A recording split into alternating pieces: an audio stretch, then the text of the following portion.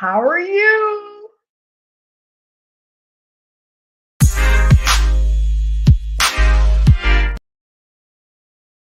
Can you guys hear me? You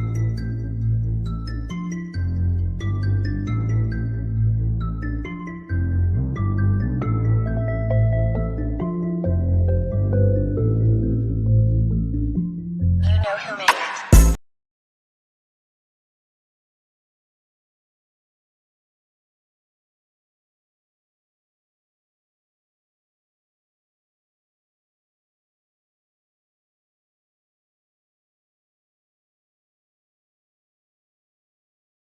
Hold on, guys. We're having some technical difficulties.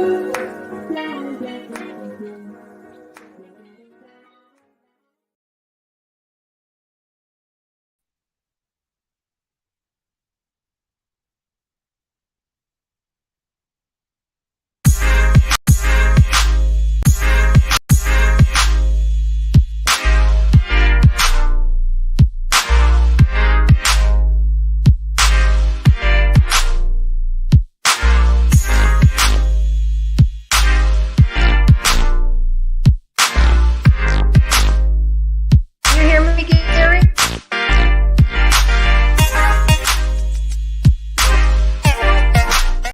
Gary, can you hear me? Yeah, yeah, I can hear you.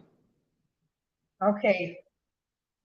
I'm having a little bit of technical difficulties because I think Jay is on at the same time as I am,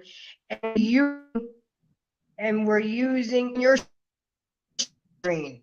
I can see myself on the computer. I see something different. No, it just Is went that to weird?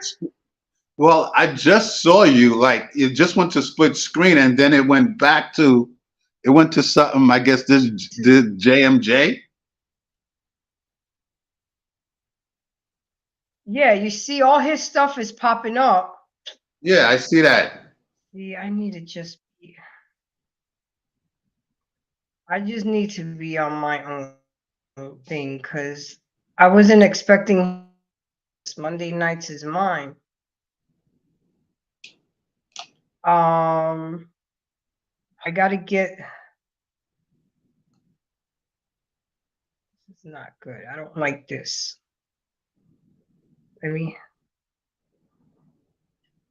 Should I end it and start it over? Yeah, yeah, just end it and start it over with, His you stuff. know, His yeah, stuff. just, His stuff. huh? But Well, I mean, you got it. I just gotta.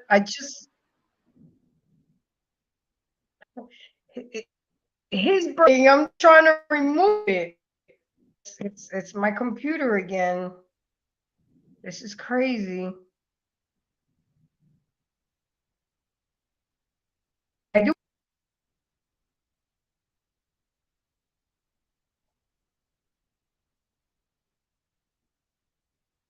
Hi, True.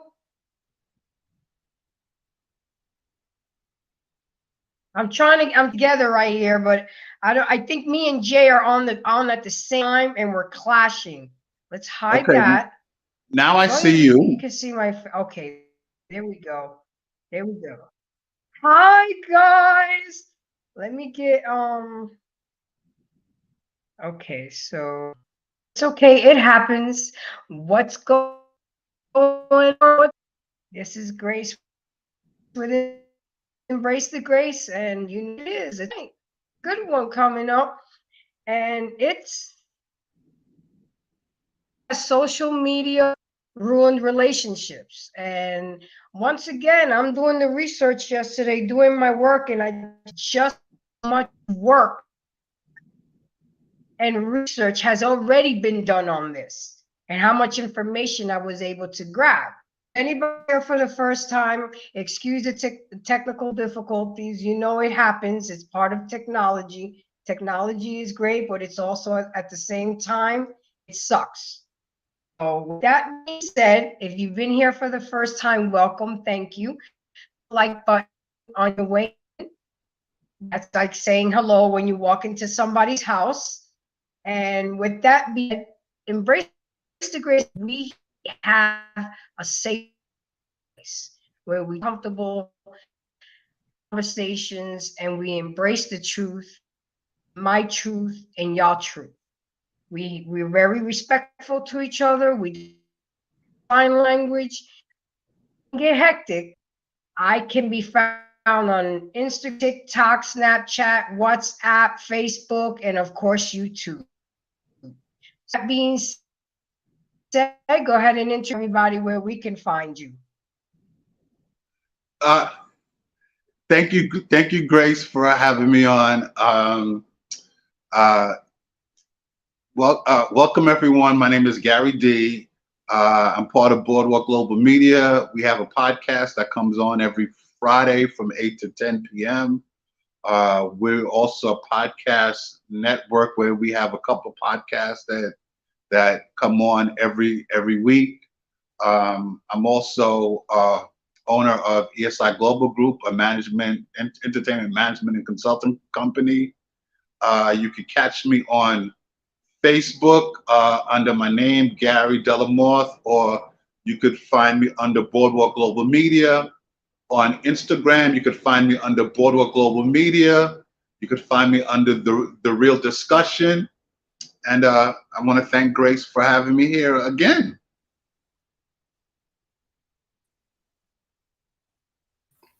Hello. My name is Daniel Rucker. I have a YouTube channel, True Table, same first name, same last name. I'm on all social media platforms, TikTok, Twitter, as well as Instagram.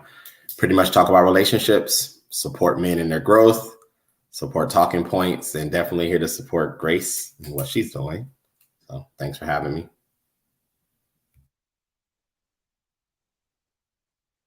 Absolutely. So guys, when you guys saw the little thumbnail and saw the topic, what were your first thoughts? You agree? Well, You disagree? I mean, listen, I think that in short, when it comes to social media, I think I'm a firm believer where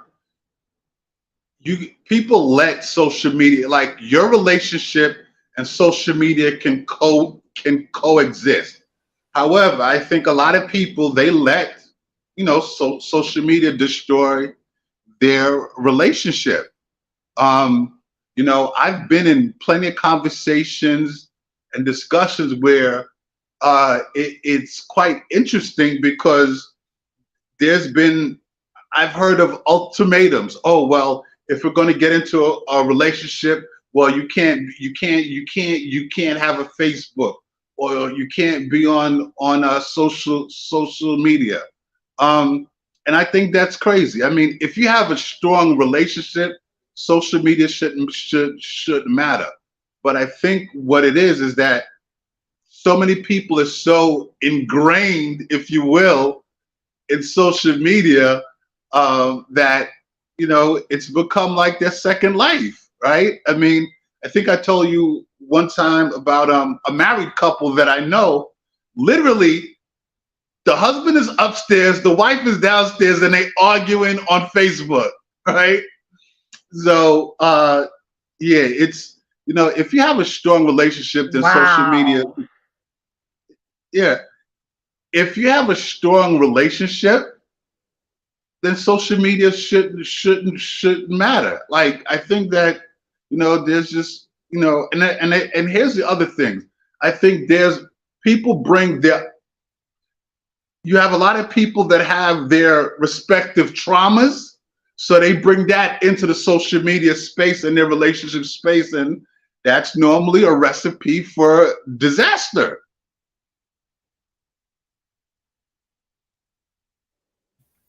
Yep, it sure is. And what about you, True? I mean, I know there's a lot to chew on this, but go ahead. Is there a delay with me again? Little bit. Little bit.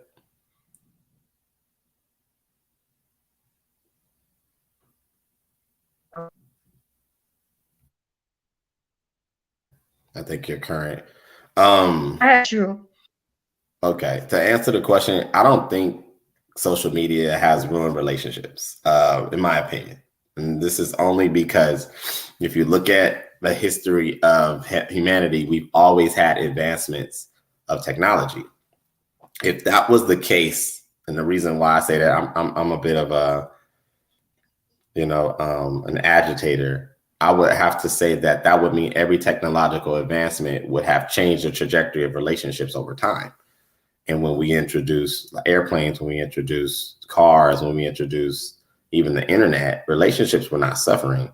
I think what social media has done is it's given people an immediate platform to showcase more of their immaturity, inability to actually socialize in real life, because quite frankly, what they say, the biggest fear of most people is to public speak. So social media is a buffer. And that's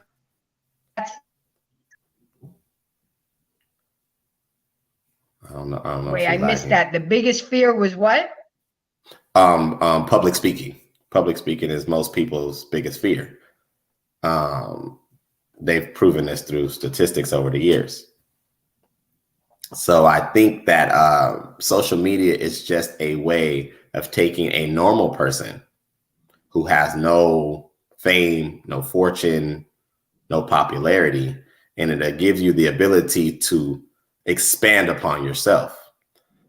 You could be a character. You can provide a false narrative. You can pretend. You can do a lot of things. So it's a tool that I think, unfortunately, for most individuals, they use it recklessly, and it causes a break in communication. It causes a break in the structure of relationships, how we've done them for so long. But to say social media in itself is ruining relationships is giving power to the tool of social media, and I just don't think that that's accurate.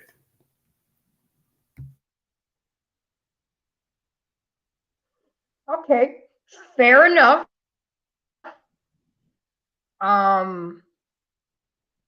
There was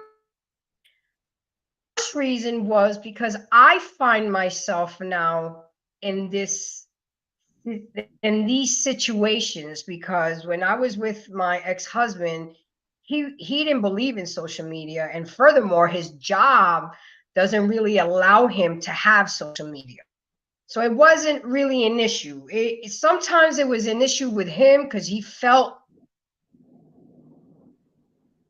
that which I really wasn't.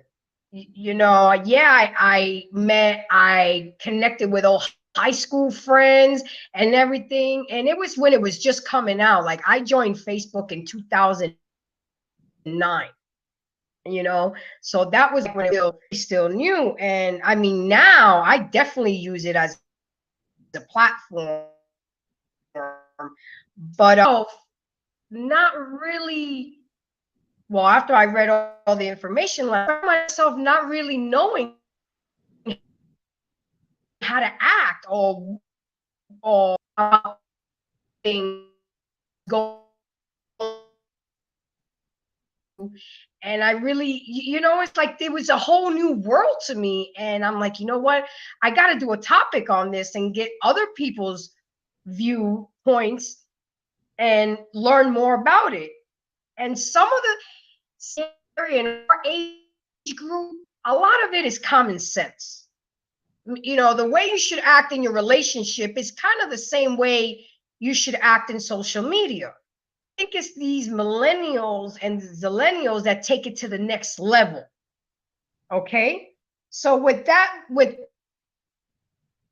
comes my notes, and they were a lot. And this article was written by Kenny Roots, and he had a lot of good information. Social media has been around about 13 years, starting with, remember, guys, MySpace? Remember? Wow. Yep. Mm-hmm. Okay. Has given humans in society another way of connecting without too much effort. Not much that we have to do nowadays to connect with people. Press a couple buttons, instant, and boom, you're connected. You haven't talked to somebody in 20 years since your last time in their DM, boom, you've reconnected with them.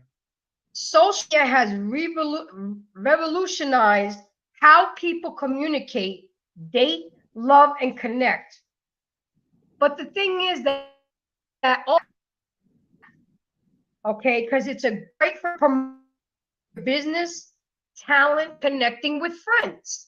And that's what was the main thing that it really for. I mean, Instagram used to be just for photographers to post their pictures. Look at it now. Look at how it is evolved into something so much. And people are literally trying to find love through social. So with that being said, there's a lot of there was this word that Kevin Samuels used to say all the time, that we are now becoming socially awkward.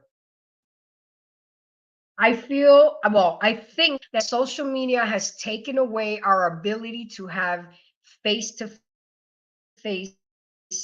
It has become so hard for these younger generations to have those, Gary, conversations, those necessary conversations.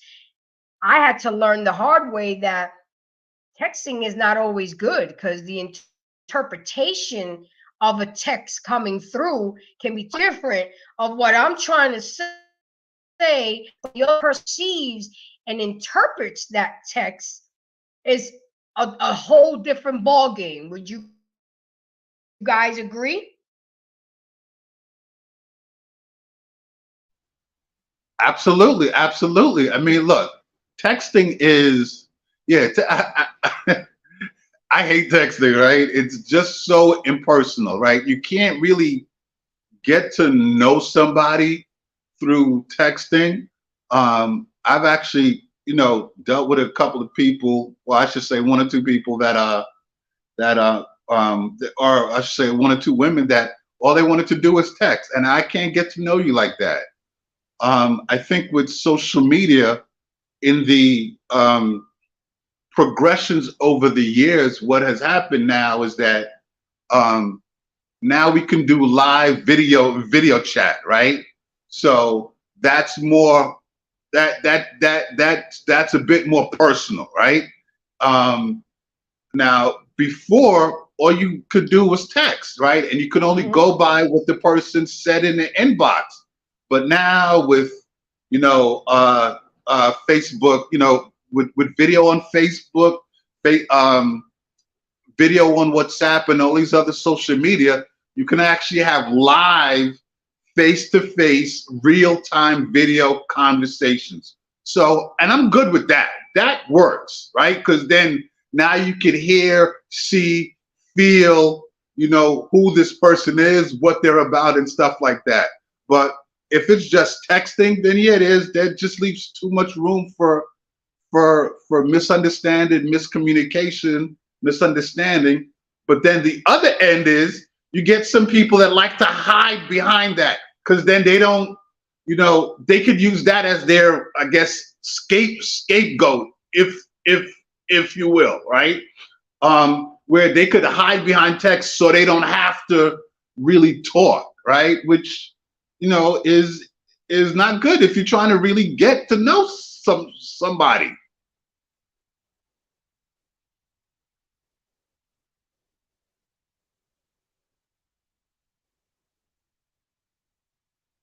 Yeah. What about you? Delay, major delay. Did you hear me? No, I didn't hear. No, I was talking to True. Yeah, I mean, well, Gary, you make a lot of sense in everything you were saying. However, say true about that. What in particular, Grace?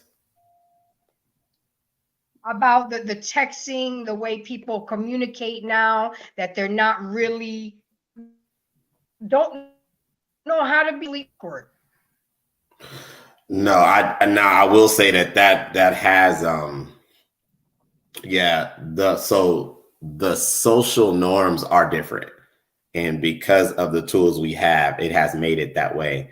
I think that at its introduction into society, a lot of these tools were used to just improve efficiency. It was designed to improve the ability to convey messages. We've spent majority of humanity trying to progress upon things that we do naturally. So instead of you having to walk across town, to get a message conveyed, You know, you may send a letter. You know, then you look at current day, same thing. Pick up a phone, you can convey that. Text message, same thing. But I think what has happened is that we live in such a digital age that it's not going to slow down.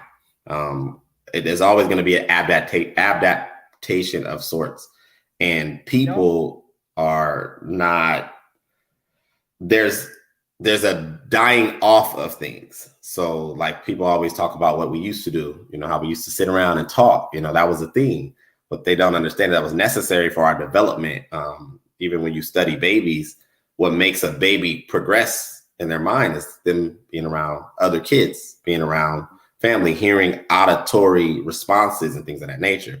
So with the digital age, it has made people very awkward because it has created a desensitized, not recognizing what is human interaction in its pure form.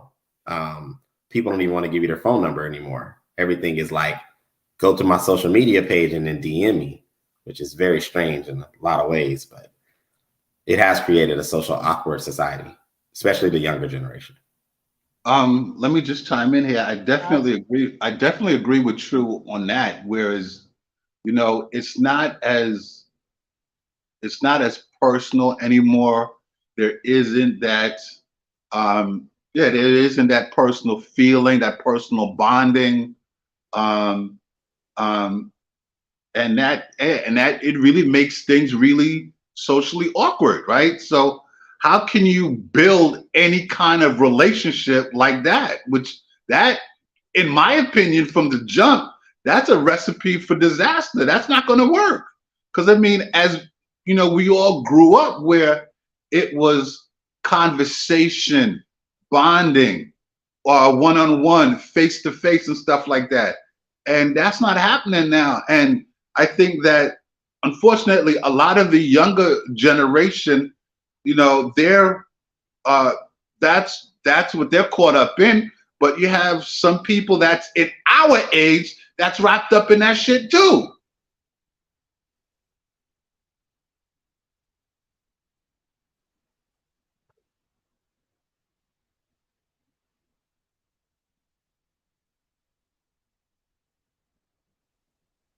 Guys, are we all lagging now, or is it just me? I just heard you just talk about lagging. Before that, I didn't hear anything that. So let me time. That's why the younger generations of men don't have girlfriends, and the younger ladies are getting with old and forming relationships. Trust me. And one of the older. Okay, PA, we see you. And then Gary, this was for you. Hold on a second. Okay. We got fan there. Welcome. Thank you. I gotta show her comment. This computer is lagging. Maybe I should have cleaned it out again before I did the show. Coco Dreams is said, Gary. So that's one of yours right there. Thank you for coming. Thank you for coming, girl. Appreciate you coming through, supporting Gary and supporting me too, and True Table. So with that being said, is social media destroying dating? 50 people have reported that social media has a significant negative impact on their relationship, from fubbing, cheating, and it's over to bring conflict and ruin relationships. And that comes from choosingtherapy.com. And it has the potential of relationship because, one, it decreases your time with your partner. You have a lot of missed connections. You have jealousy. You have conflicts from disagreements, hurt feelings, and negative impact. So issues to the situation. So what do? If you can't beat them, you join them?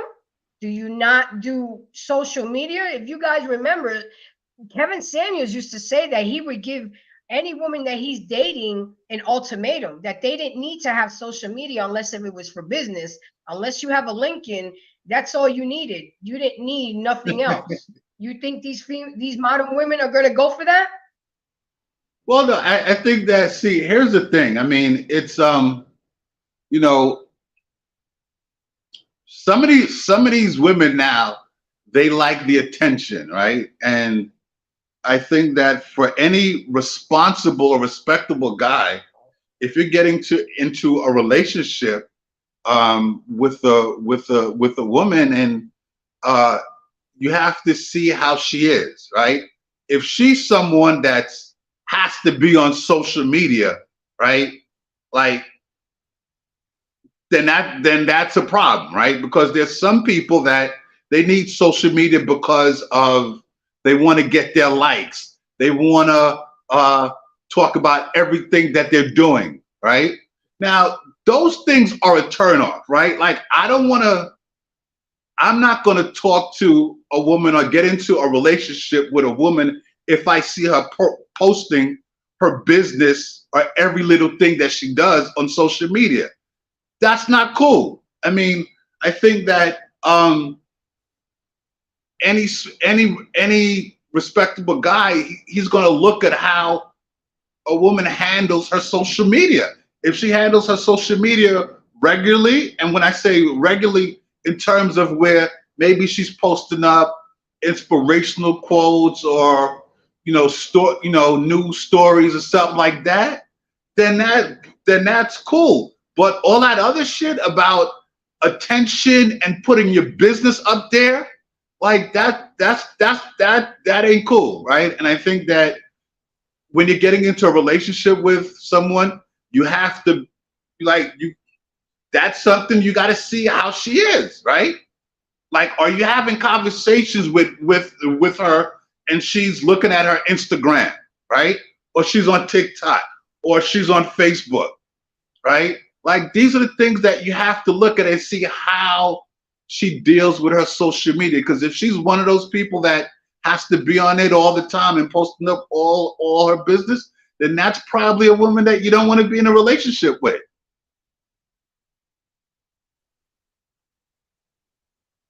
Now, let me ask you a quick question, gentlemen.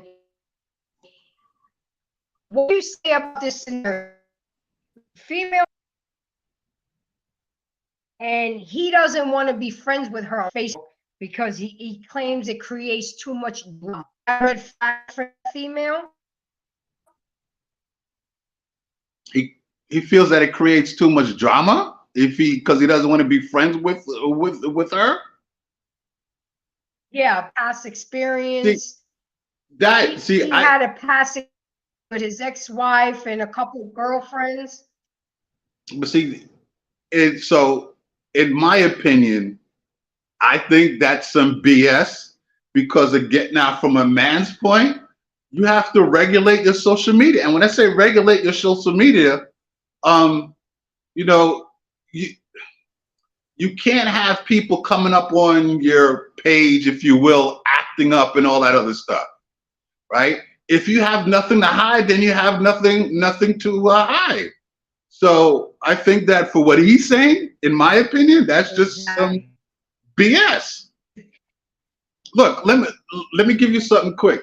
A year ago, I was talking with someone, and this whole social media stuff came up, and her comment to me was, no, she was looking at my page, and I don't have anything to hide, right?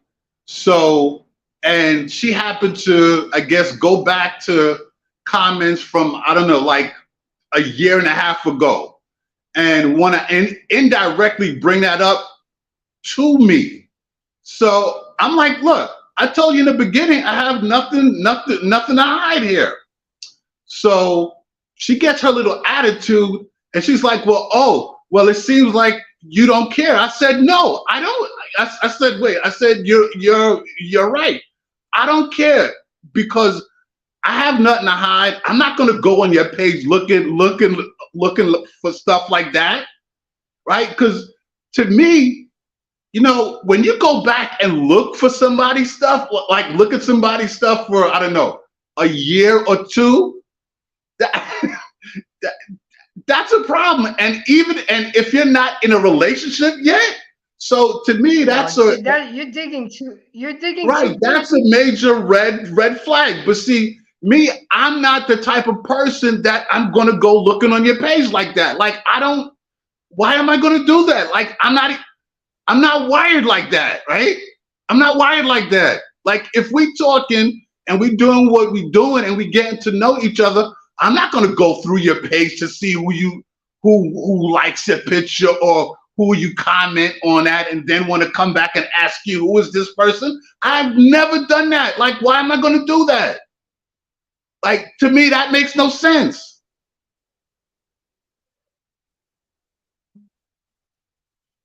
Okay, but Gary, let me give you a scenario. If you're dating and you see the same guy keeps liking all of my pics, always has to make the little emoji with the tongue.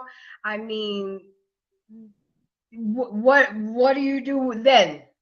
I'm gonna let True answer because he's okay. Go on. I'm sorry, True. You're dating. All right.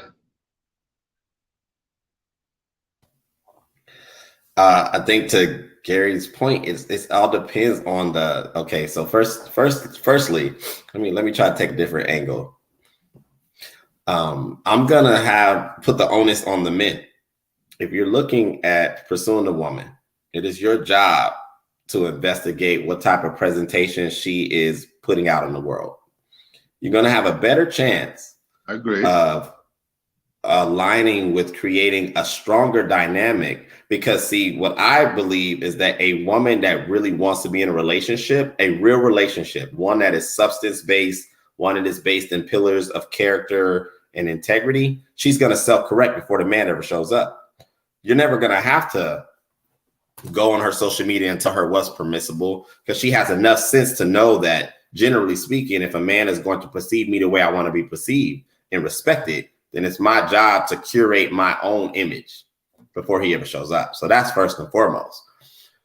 If she had a business page and there was a guy liking it or whatever, I guess it's context. It's kind of like, you know, and I hear this type of narrative often, especially with men who somewhat date out of their league.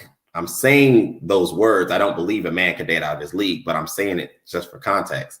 It's like dating a really sexy girl, very attractive woman, voluptuous woman, big butt, whatever. And you take her out and then you go to the restroom and then you come back and there's guys trying to talk to her. Evidently, if you're smart enough to understand what kind of curb appeal this woman has, that is not an uncommon thing. Now, obviously, there's context. If this is a nightclub and it's set up for that, then sure. If this is a dinner table and you left to go to the restroom and then you come back and you see this dude sitting in your seat, it's a whole nother dynamic. But the point I'm trying to make is that men can't put every woman into the same category. Her social media, the pictures she's allowing, the messages that she's putting out, the imagery that she's putting out, she is echoing to you what type of woman she is. So I'm never, ever going to, if I'm looking to accomplish a relationship that I've already envisioned of something valuable, then I wouldn't be looking for a girl who feels it necessary to constantly broadcast and portray herself and so on and so forth. I'm just asking for trouble. It just doesn't make any sense. It's like going to get a woman out of a crack house and then saying, I need you to be sober. It's crazy. So that's what I'll say to that. Let me chime in here. Go ahead. As far as the liking of the pictures, as what you were talking about, Grace, I mean, to me, if the relationship is there, like if we have a great relationship and you have male friends on your page, and I guess there's one guy that's liking pictures, then like I can't control that. But you knowing that we're in a relationship, I know you'll put the guy in check. You know, you'll I guess let the guy know or put the guy in check, like, hey, you may need to tone that down, or, but also too, I think the conversations, right? Because and I've said this on all the shows, you know, social media needs to be a conversation, right? Uh, some people may not think so, but it needs to be a It's a conversation. conversation. What is acceptable or what is not acceptable? Now, understanding in that conversation, we have to it has to be done within context, right? Because there's going to be people or fans that's going to like your pictures, and like we have no control over that, right? So, and I think that with some people, that is where problems start, because they think that because someone likes your pictures or is liking your pictures a lot, you're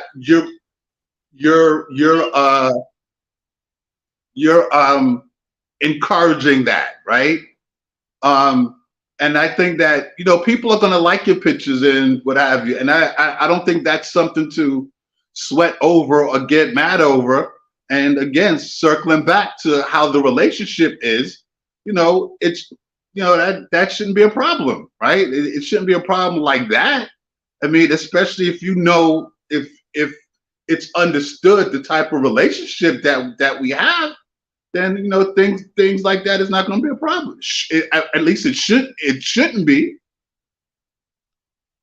What I'll add to this topic is that, because we talked about this briefly the other day on another panel I was on, and we were talking about respect. And I think the why social media is such a hard thing to navigate is because you're navigating through individuals' perspective of what they perceive to be respect. What is respect for me? It's going to look very different than what it respect for your ex or that guy, and it's vice versa. So I think that because social media, when they say has it ruined relationships, I don't think social media is powerful enough to ruin the humanistic connection and the beauty between male and female in the context of relationships. I think, again, it is an extremely powerful tool, and most people don't, one, self-reflect, they don't develop self, they don't truly be honest with self, and so then they create social media, and then they do things without understanding the ramification of a comment, a thought, a picture, the imagery behind that picture, and so on. And so then it really speaks to their own lack of development, in my honest opinion. I don't think social media is ever really going to be the issue. It's always going to go back because of the liking of the pictures, for example. If this dude is liking your pictures, quite frankly, that's like, well, the app was created to have the ability to like or comment. So now I, being a human, am going to be upset over the aspect of what's allowed on the platform. That sounds disturbing to me. Like, exactly. That's it, right. Exactly. You know? So I would question, well, what's the real issue? What are you really bothered about? Are you bothered that this guy is liking the picture? Or are we speaking maybe to the fact that you may have some insecurities, you're fearful, what? Like that, all it does is just put on display your lack of development. That's exactly.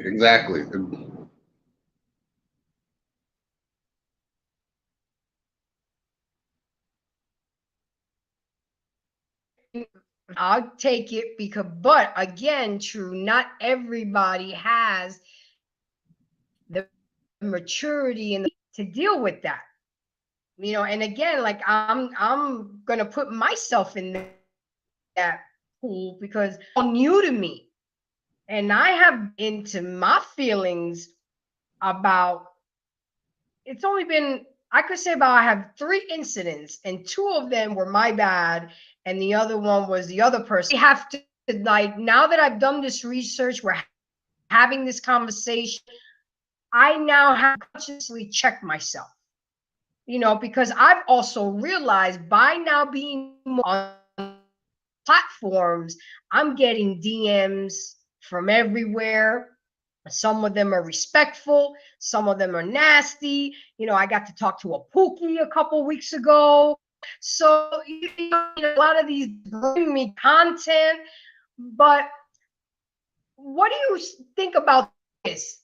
Let's say me and Gary exclusive. We're a couple now. I think the best way to let the world know is, you know, when you say, oh, in a relationship with, everybody knows on my page we're in a relationship, and they need to respect that. That we like talk about once people become exclusive, to minimize the fuckery that can happen.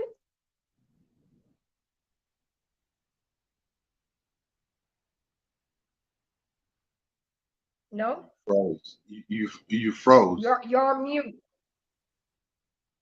You froze. Can you hear me? Yeah, you froze. That's why I didn't say anything. There you go. Okay. So, so you don't think that would be a good way to start off the relationship?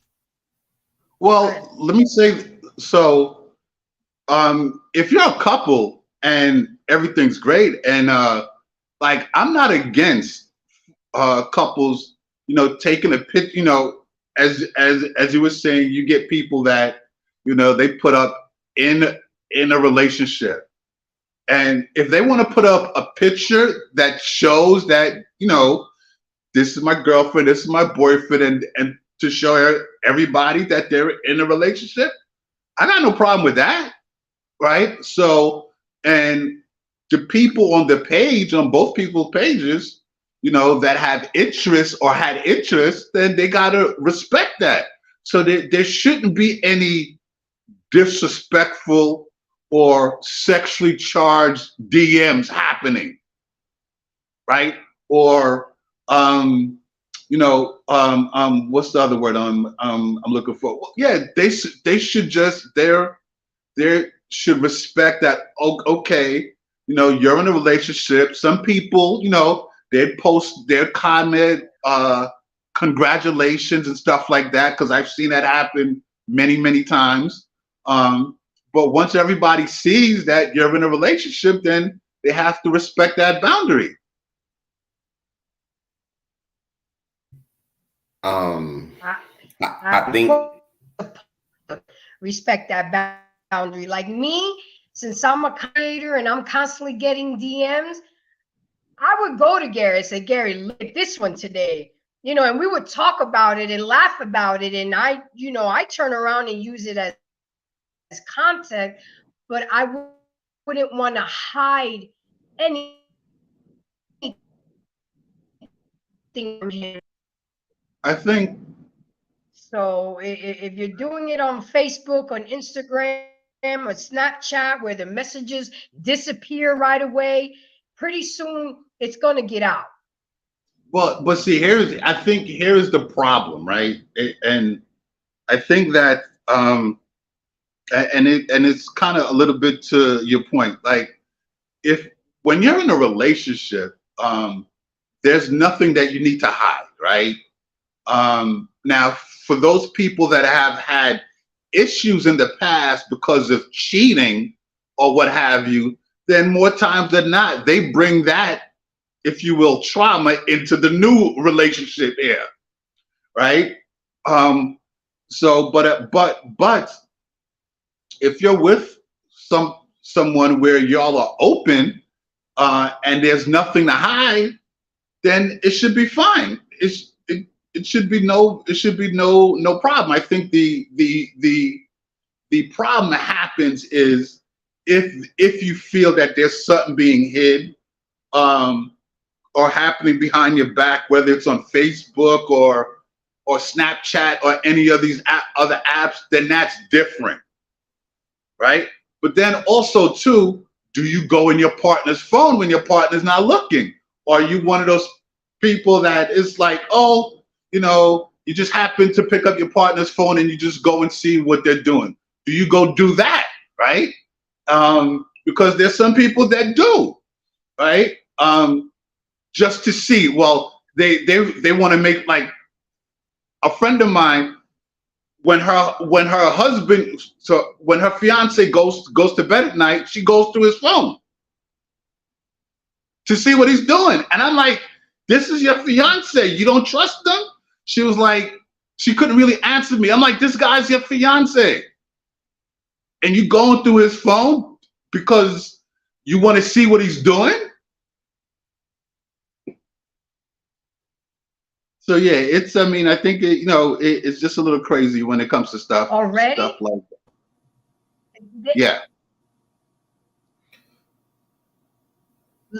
Let me see if I can jump on these comments. So Matthew Go. said, all them damn cheating pranks are an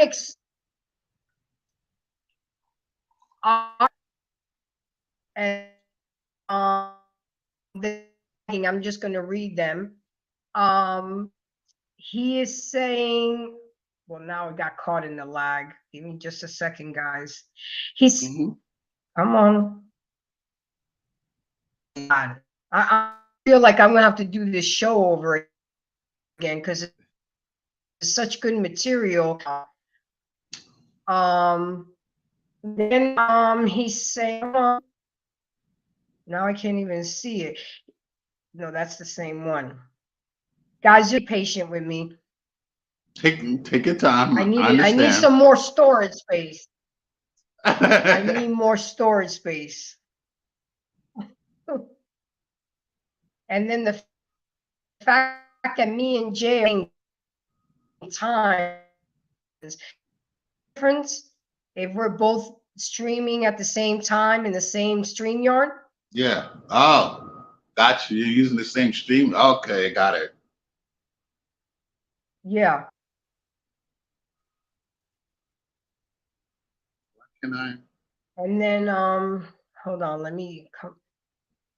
He said if it only worked like that, it's just a challenge for some people.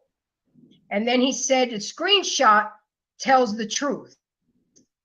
I'm like, yeah, I mean, now you're getting into no. I mean, they're not even married yet, and she's already going through his phone. Well, I mean, that's not a good way to walk into a marriage. That's not exactly. That's not. I mean, no, but if you're like, I don't believe, like, if I'm in a relationship, I'm not wired to go through your phone.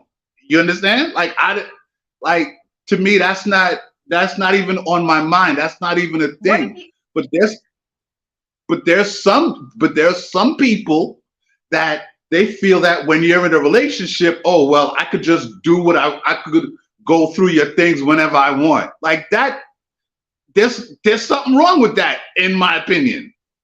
Right? There's just something wrong. Because if I'm trusting you, right?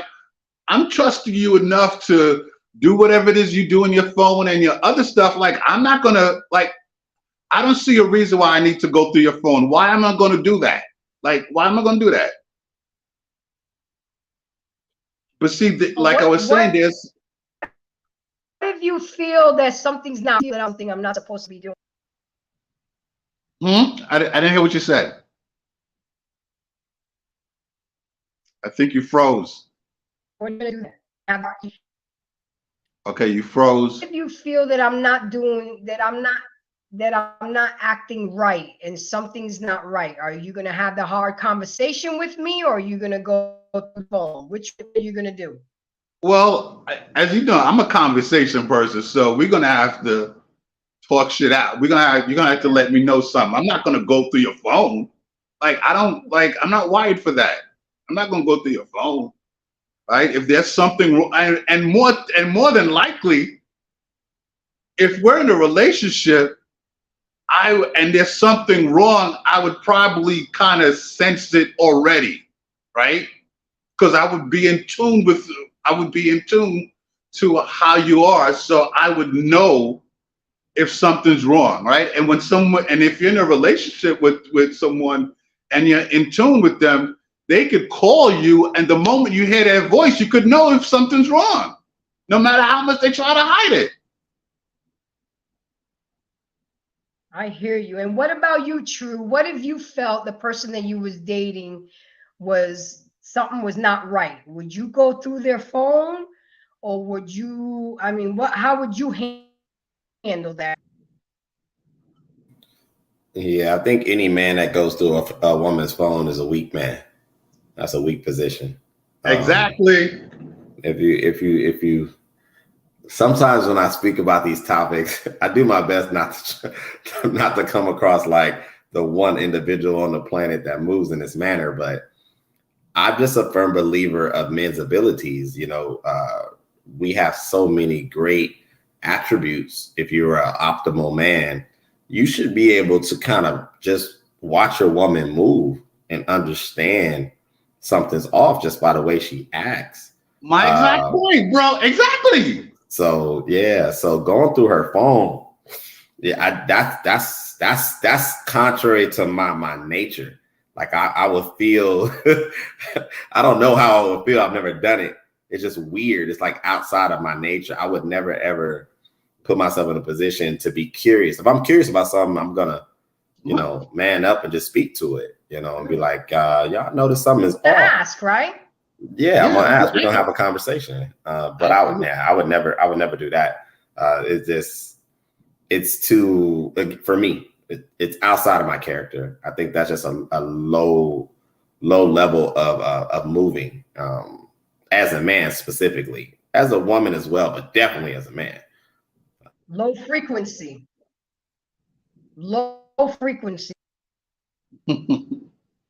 Definitely some issues. Okay, so guys would be supposed to know that. Yep. And you guys would be to know that one in every divorce now involved studies. Social media is contributing, of course, 1, infidelity, 2, jealousy, 3, conflict, and eventually divorce. 7 divorces. 40%, it's making it harder because of 39% of young people agree that they are just of some relationship they see on social media are game to their own or one half. They be jealous, but being other people's relationships and comparing themselves or their relationship to what they see. So it's, guys, it goes further. According to the Chandra Steele tornado news,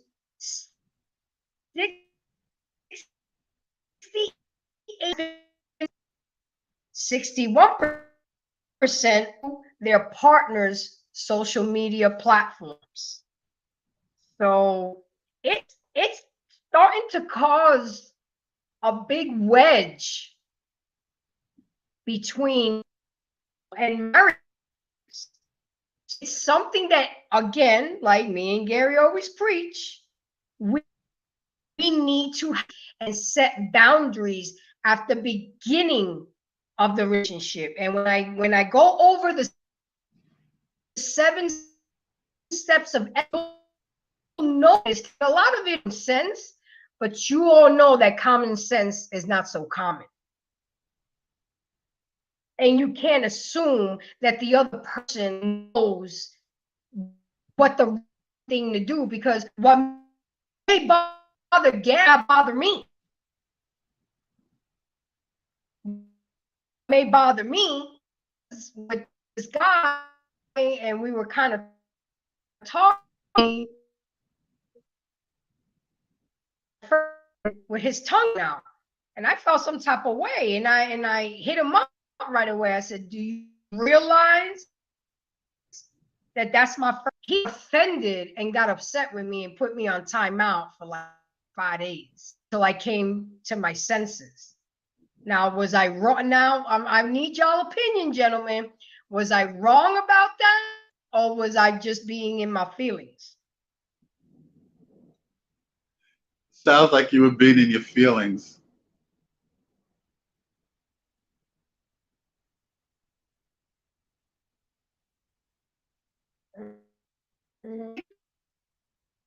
I settled down, and I sunk, and I apologized. It is what it is. Through this, never really. I still have yet to have that person be on media time. So that is all new to me, gentlemen. So I'm learning too, because the relationship that I was in for 15 years, he was never on social media all that. So let me go through some more information, guys. These are the ways that social media has changed dating for everybody. People is doing.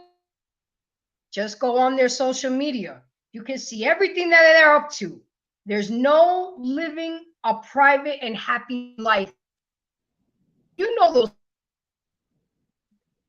everything they eat. Oh, I'm doing this right now. Oh, me and my man doing this right now. If you want to know what a couple's doing, just go check them out on social media. In a relationship with their partner anymore. People want their partners to look and behave a certain way off the rip. Bridges, helping each other grow and become best versions of each other. It's not like that anymore, gentlemen.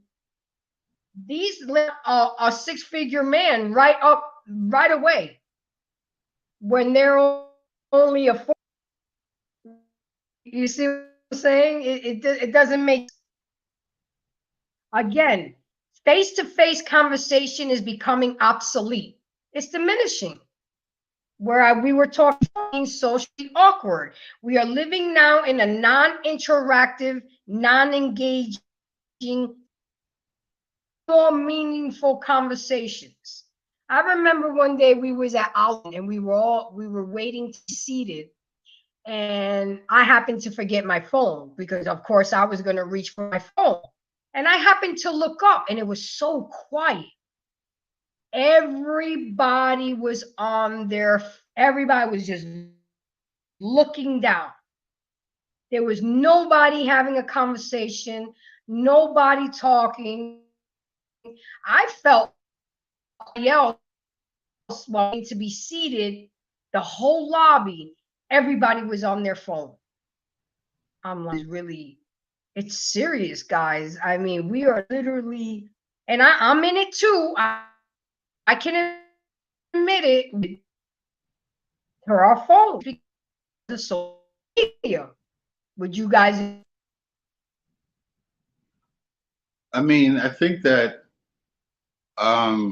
in being on your phone, I mean, well, first of all, if you're dealing with someone and you're on a date or you're spending time with them, then, let's say, for example, you're going out to dinner.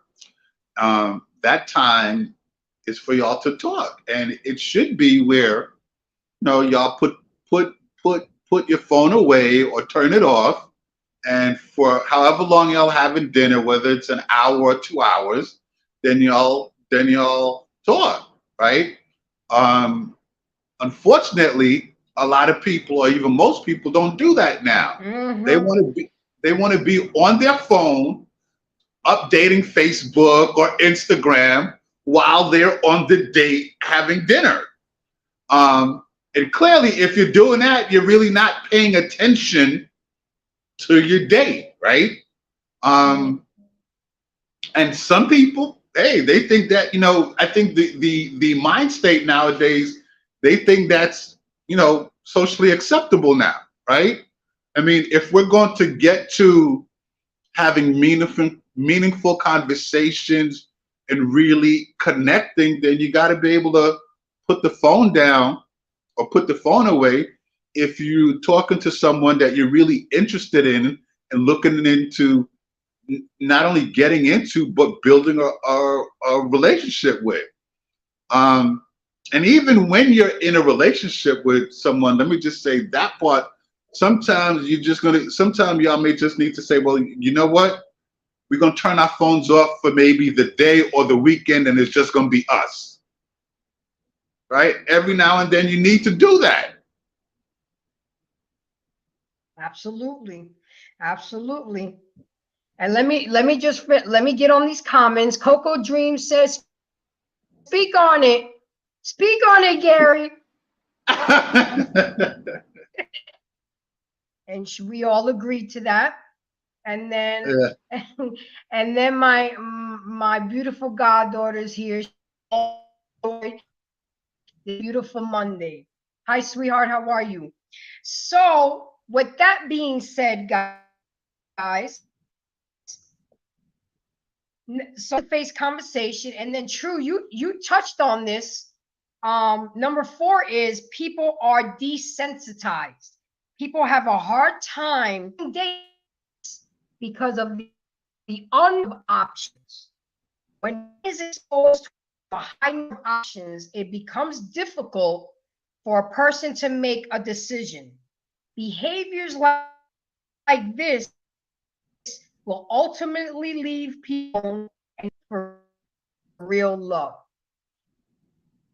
And that's absolutely right. The options now, one acting up, you go on to the next. The other one acting up, you go on. Everybody got rosters now. Well, look, remember, so you were talking about MySpace, right? And remember MySpace, you had your top 5. Was it your top 5 or top 10, right? And so in MySpace, right, you had your top 5 or your top 10. So people would get mad at you or get upset at you if you wasn't in their top 5 or their top 10. So, and that was back then. Now we have where you're in a relationship with someone, and more than likely the relationship isn't even solid, right? So, because if it was a solid relationship, then you're not going to be looking for anybody else, right? So I think that a lot of these relationships nowadays, they just start off all completely wrong. And because it starts off completely wrong, then they become very disposable. Because on Facebook, we got a block it and delete button, right? So if I'm not into you no more, or, you know, if the relationship didn't even have a good foundation to start, then clearly there's going to be a problem. So someone's going to move on to the next, because there was no real connection built.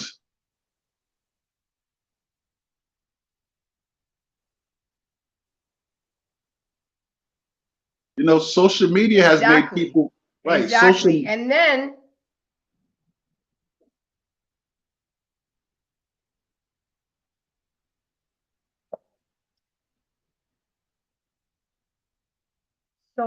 hear me? Yeah, I can hear you. Also,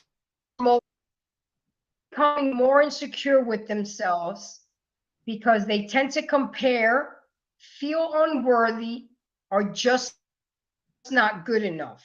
Feeling insecure and territorial with significant others, liking pictures or stories, emojis, comments, etc., etc. Because of miscommunications, arguments, and this can eventually lead to the relationship towards down a downward spiral. So with that being said, guys, I guess it's just like anything else. If y'all are dating on Facebook, move like you're dating. You know, you can't be dating somebody and you're exclusive with them, and then your profile says you're single. No, you can't do that. No, that you can't makes do sense. That. No, I totally agree. I totally agree. If you're in a relationship, then show that you're in a relationship. But then you get people who, the other end is, oh well, I Exactly. don't want to do that. So Absolutely.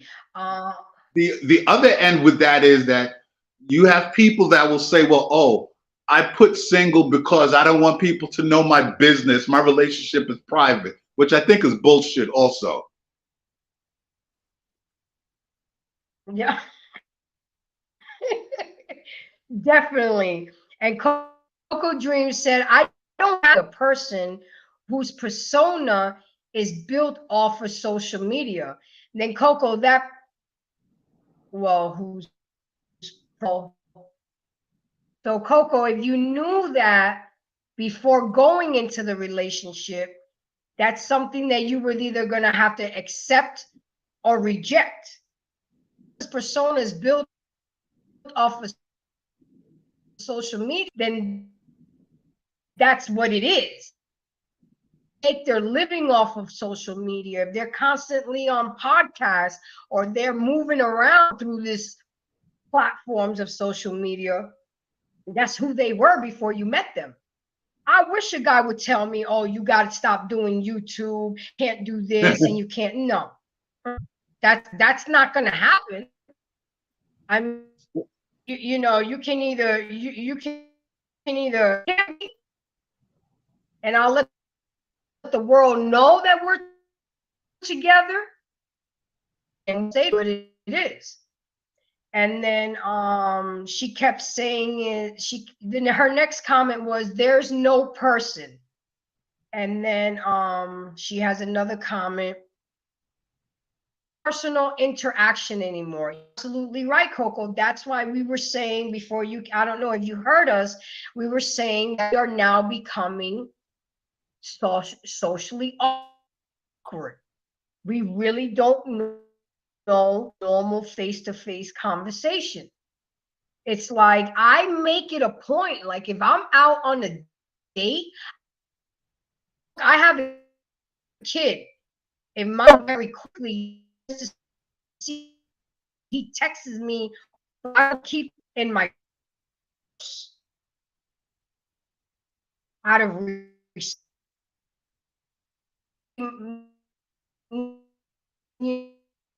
to really disturb me. I'll already know if he wants something to eat, or I'll text him while I'm in the relationship. What do you guys have to say about that before I get into the 7 ways to practice social media etiquette in your relationship?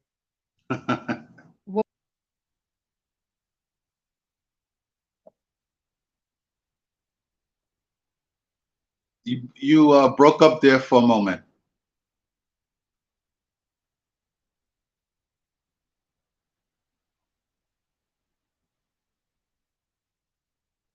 Can you guys hear the question? Yeah, I didn't hear. I didn't hear. You were breaking up. I'll say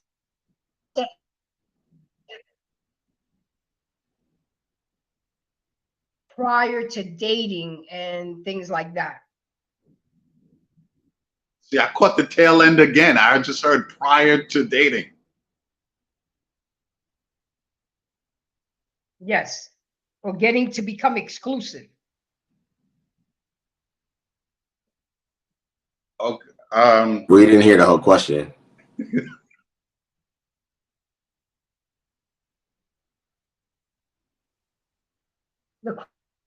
How do you feel about setting boundaries prior to becoming an exclusive relationship? I mean, it's all. I think that before you get into the relationship, I mean, you have the conversations of what is, what is expected or what should be expected. Well, I should of what you're looking for and what you're into, right? And in the conversation, and it doesn't really need to be a hard conversation, because the things that you may say that you're into or what you feel is a boundary or what have you, the other person may feel the same way. But I mean, if it's something that's getting serious or looking to get serious, then yeah, you can start to lay down, if you will, some boundaries, if you will, or some parameters, if you will. If we're going to move forward, then here's what I'm looking to do, or here's what I think we should do, or here's what I'm expecting, or what have you. But it should be a conversation where you're sort of giving some parameters, if you will, or even I think that sounds too strict. Maybe a guideline, if you will, on here's what I'm looking to do, or here's where I would like us to go, or the direction, and here's some things that's on my mind, or I like to discuss and see where you're at. And I think when you can have that conversation, then it could sort of give you a roadmap on the direction to go.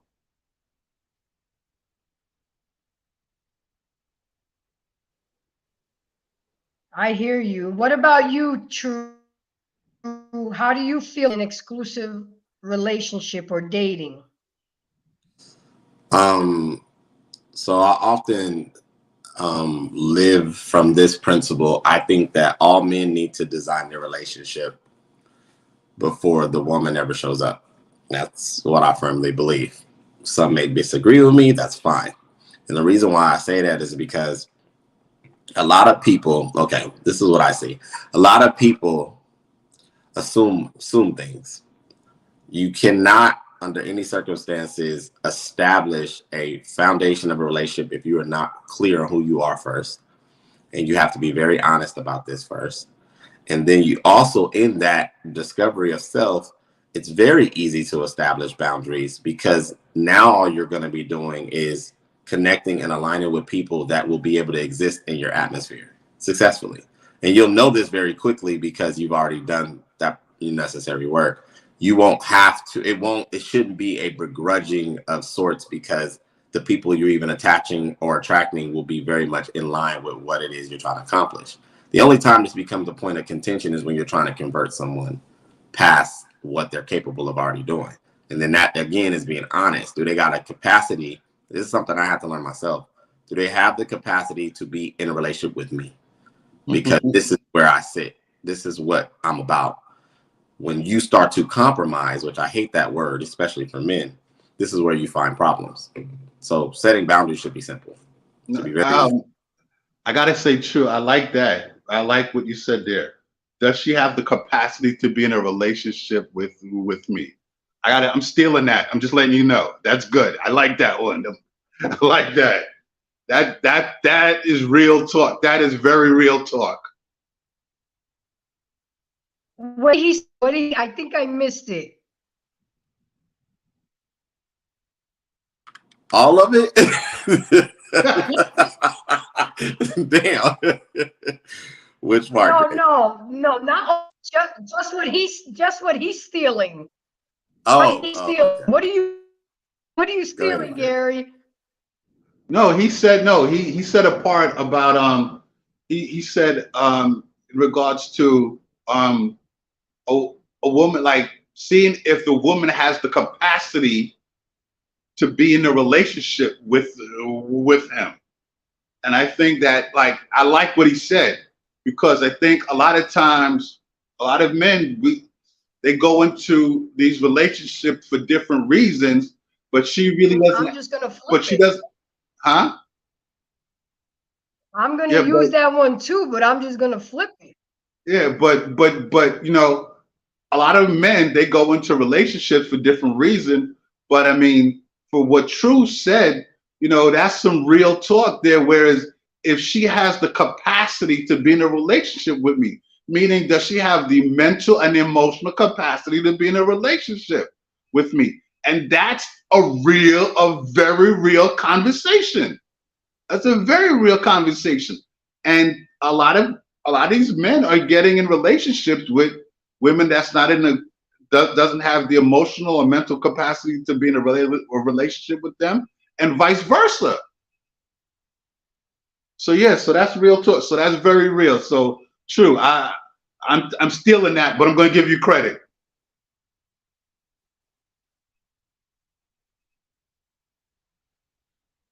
Okay, as long as you give him credit.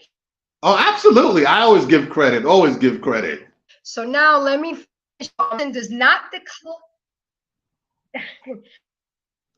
I'm going with Coco Dream. She said, I accept this.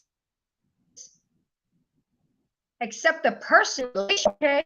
So now you have the question, why are, if you guys have decided to become an exclusive relationship, why haven't they declared it?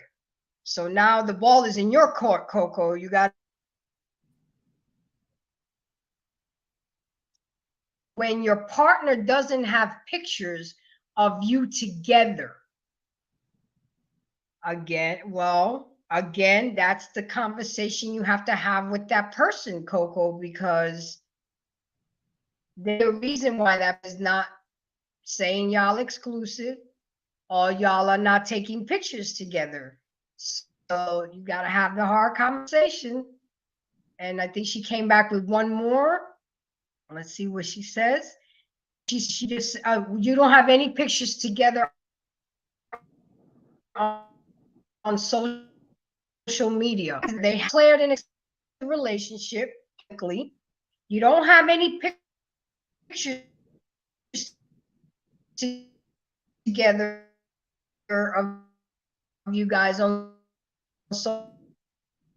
Have to hide. Why are they not declaring you? Why are they not taking pictures together? Why haven't they changed the status of their relationship on Facebook? Something else is going on there, Coco, and you got to get to the bottom of it. And if they're not giving you clear-cut answers, then you know, and now it's up to you to accept it or reject it. That's this hasn't declared an exclusive relationship, and they don't have any pictures.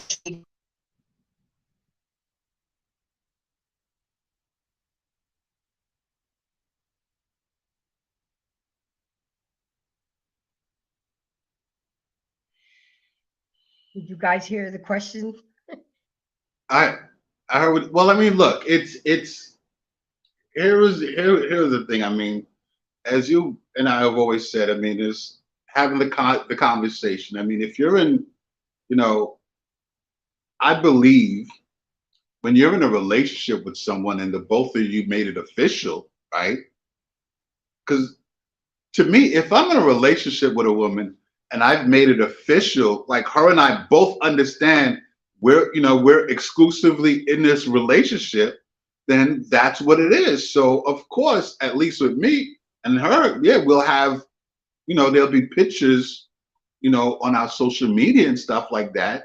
I mean, but I guess some people, they don't operate like that.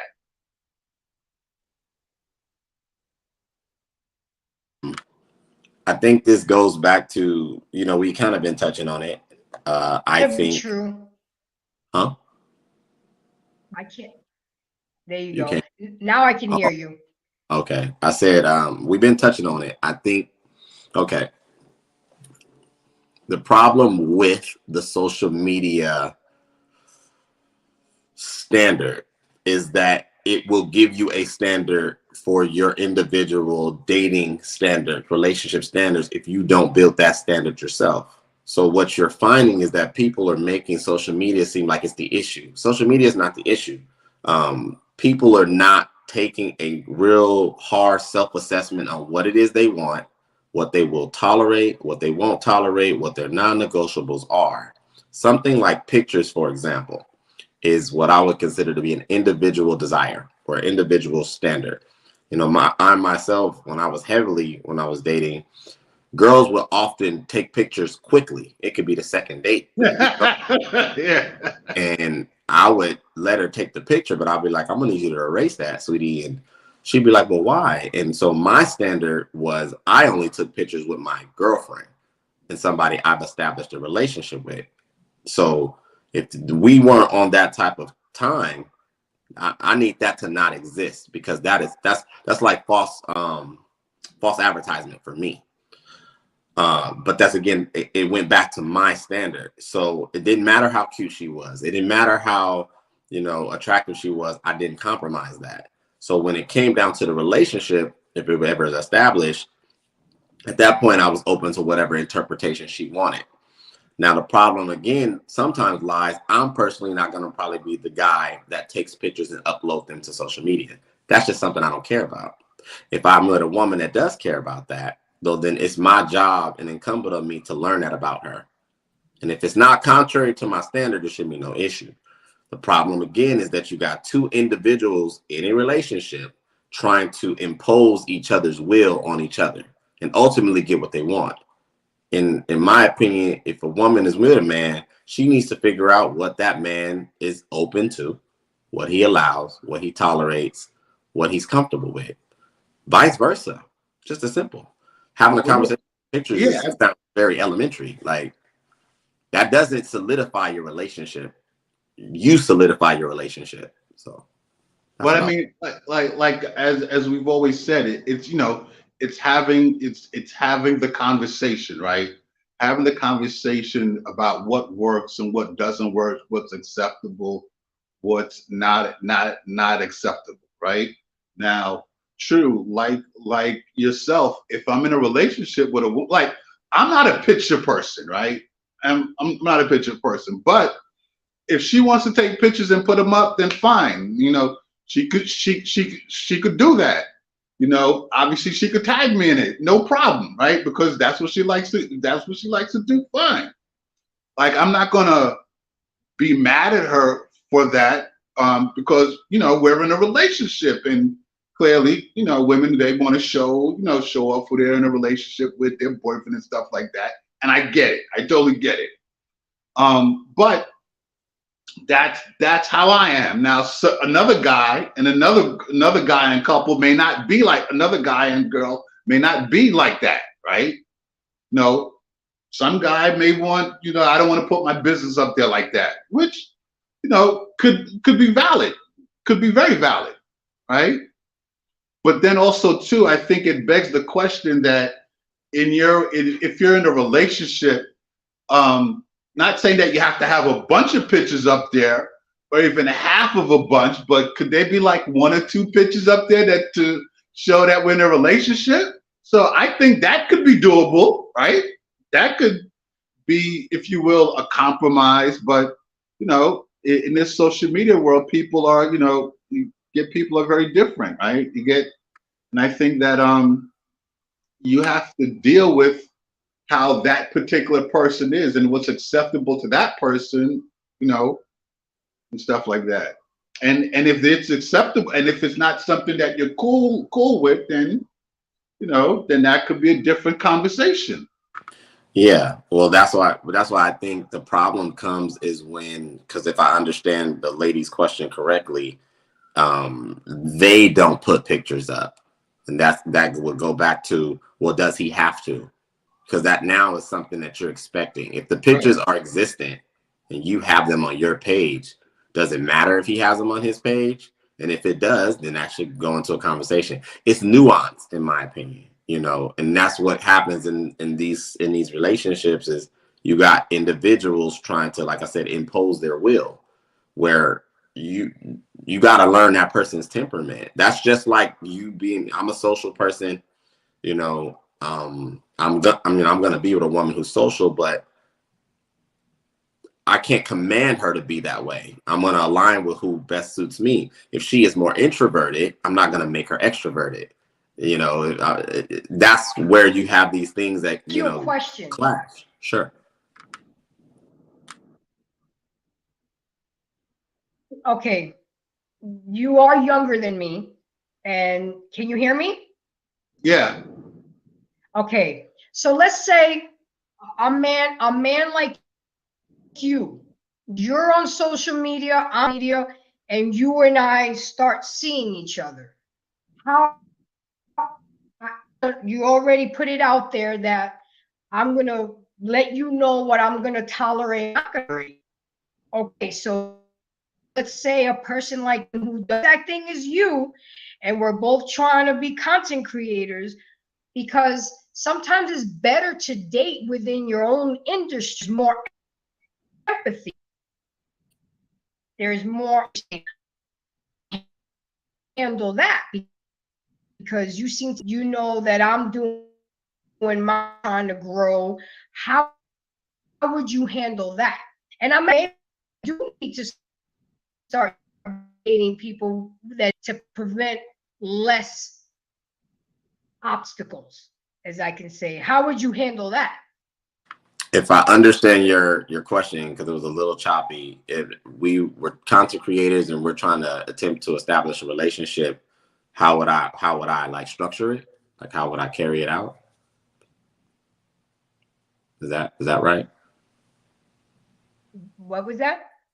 I said, if I understand correctly, your question was, we're content creators, but we're trying to create a relationship. How would I do it? I have to do this show over, guys. Yes. Can you hear me? Somebody like me and you, who both on platforms and YouTube creators. I honestly, okay. I don't think there's a one way to answer it, but I'll try to keep it concise. I think that would depend on a lot of variables. If there was a reason for us to showcase the relationship and it was going to be beneficial to the relationship first, then sure. If it was going to be beneficial to the agenda and the brand of our platforms, sure. But if there was no benefit, and me and you we know where we stand, to me, it really doesn't make a difference whether the world in the social media spaces know or not. Me personally, it would have to make sense. It would just have to make sense. I wouldn't just do it arbitrarily to solidify anything, because I've just been one of them people who I've lived my life that is, I establish what is valuable. They don't establish it for me, especially something like a relationship. That's one thing I can actually control. So I would have to be conscious enough that what is this going to potentially create? If I'm putting us in the forefront of other people's opinions, comments and so on, well, then that could create an unnecessary variable in our relationship. Is that wise? Is that smart? Is that beneficial? Are we equipped to handle it? So that's what I would do. Let me chime in here. I think Okay. all right, so let me I guess chime in and add something in, or I guess a different angle. So in the entertainment business, a lot of relationships happen, right? And a lot of relationships happen because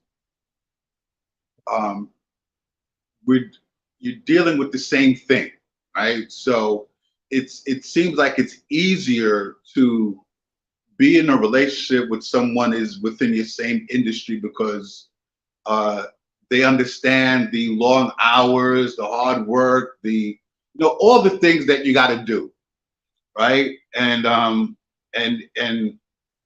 so you really don't have to explain. Whereas if you were dating someone that wasn't in your industry, then you find yourself having to explain all this other stuff. Now, I think also too, when you're in the public eye, then it's how that situation is managed. Because having two people that's, let's say, movie stars or on TV or on podcasts or even recording artists, you're in the public eye, right? So, and you're gonna have fans, you're gonna have followers.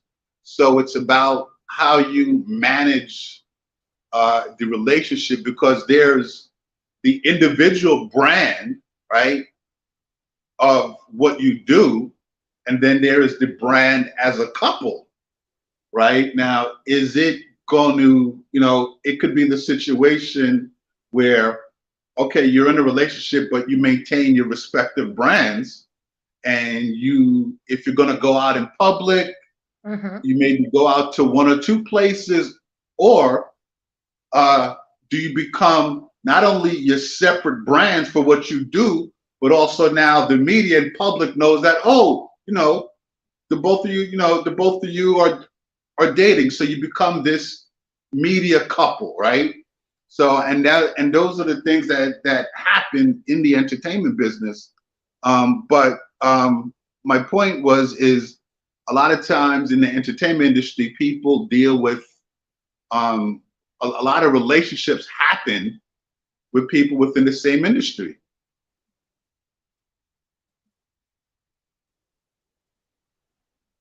And you're right, absolutely right. Coco, if you want to get on the panel, you're welcome to come women's perspective. You know, I'm an advocate for men, so I'm always going to my channel, on my panel, the beast. So, but hey, I always welcome women because no, at the end of the day, I'm a woman first. That being said, gentlemen, have 7 ways to practice social media etiquette in your relationship. Okay? And again, a lot of us that do have the mental capacity and have common sense would say, oh, okay, but the younger ones are the ones that need to be you know, I get. Oh, so that means that shared accessibility, confidentiality, access to computers, smartphones, and other devices. If partner wants to see what you media or the web, why wouldn't you grant them access? Healthy relationships don't harbor secrets. Don't scary. Huh? You I didn't hear what gotta you said. have the conversation. Oh, absolutely. Okay? Yes. You gotta, yes. I put in parent. So no, so again, practice charity. Number two, be your friend or follow social media, which makes sense. If you're in a relationship, because your partner's friend or follower is exercising good social etiquette. Message 3, images that convey respect. Avoid posting photos that offend, embarrass, or hurt your partner. Don't post flirtatious, inappropriate things. Use discretion and common sense. When in doubt, don't. Remember, a picture without words. Ask yourself, how do you feel post return? Would you feel safe, feel comfortable, safe, and good about what's being posted? Or said on that you feel comfortable, or is and or could you go through a lot of these seem like, right? Mm-hmm.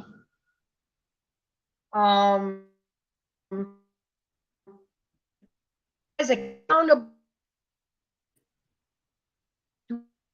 not we begin crossing social media interactions, especially when y'all having problems arguing.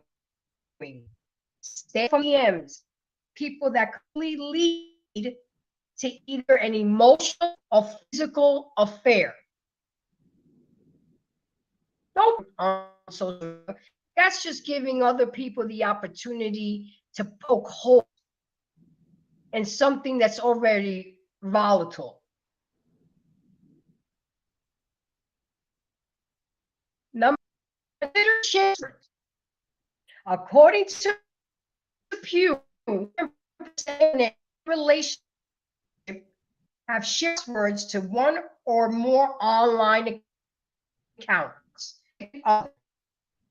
and ask, do they think sharing is okay? And certainly, at least, guys, time limits. Get in the cesspool of social media, platforms, emails, text, news sites, and games. All that time media is time engaging. Consider setting time limits or boundaries around how and when to use media and technology with your partner. The 7 were, but what do you guys have to think about what you just heard? I know it's a bit choppy, but I did see the. I know it's a bit choppy, but I mean, I know the article where you pulled that from. It's it goes back to the conversation, right? I think it's all the conversation, and I think that when it comes to social media, you have to, you got to have the real conversation about that on what's acceptable, what's not acceptable, and find out what works or doesn't work. I totally understand what they mean about having the social media etiquette, but I mean if you have the real conversation with your partner and find out what works, what doesn't work, what's acceptable, what's not acceptable, then things would flow a lot easier. It would flow a lot better. But unfortunately, those conversations don't really happen. So when there's an argument and when there's an argument or a fight, one of the first things they're going to do, they're going to go on their Facebook or Instagram, right? Because there's somebody either on their Instagram or their Facebook or their Snapchat that's either always been in their DM, always giving them attention or what have you. So now the moment that you have this fight with your partner, maybe it's a nasty fight or what have you. Now you're going to go into your DM and get some type of feel like you can get some type of validation, right?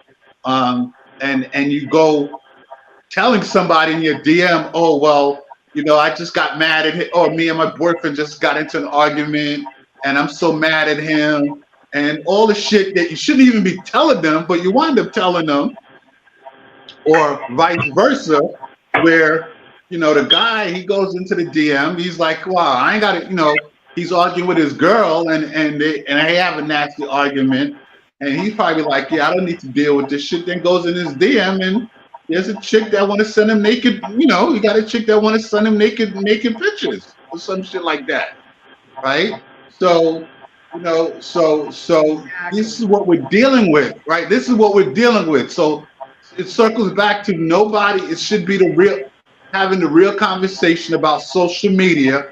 What's acceptable, what's not acceptable, and even, hey, look, when we get into a fight, like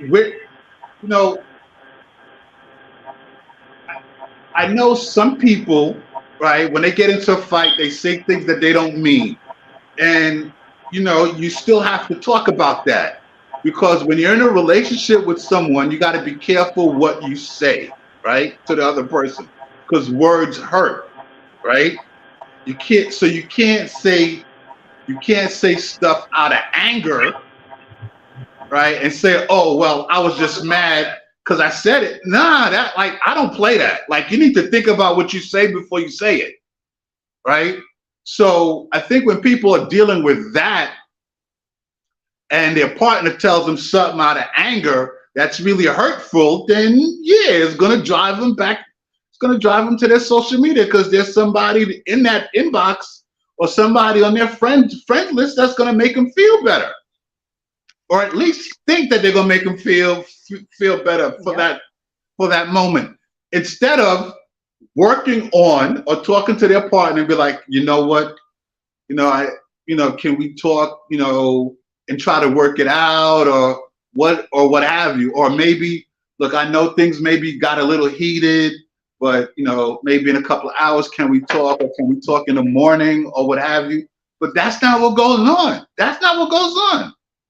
That ain't what goes on. I could tell you with female friends of mine who's done argue with their boyfriend and their husbands, they write in their inbox. Right? They write in their inbox because there's some guy there that's going to give them comfort.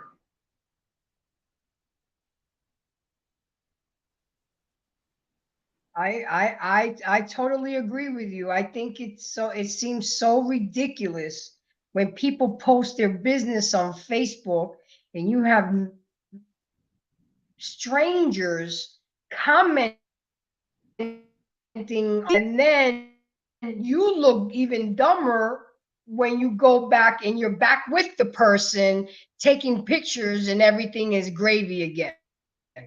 You know what I'm saying? It's not, you were in once before and there was a lot of feedback, but I see you in the lobby, but it's just not clicking for me. I don't know about you guys, but I'm gonna have to end up doing this topic again. Oh, absolutely. No, yeah. It's important. And it's no, you got it. You definitely have to do the show over. You definitely have to, because there's a lot to talk about here. Yeah, but I always run. There's a lot to talk. There's a lot to talk about and discuss here. So you're definitely going to have to either do the show over or just do a continuation. And because also too, as you know, for most of the show, it's been very choppy. So we want to have something where we can hear each other and all the questions and things like that.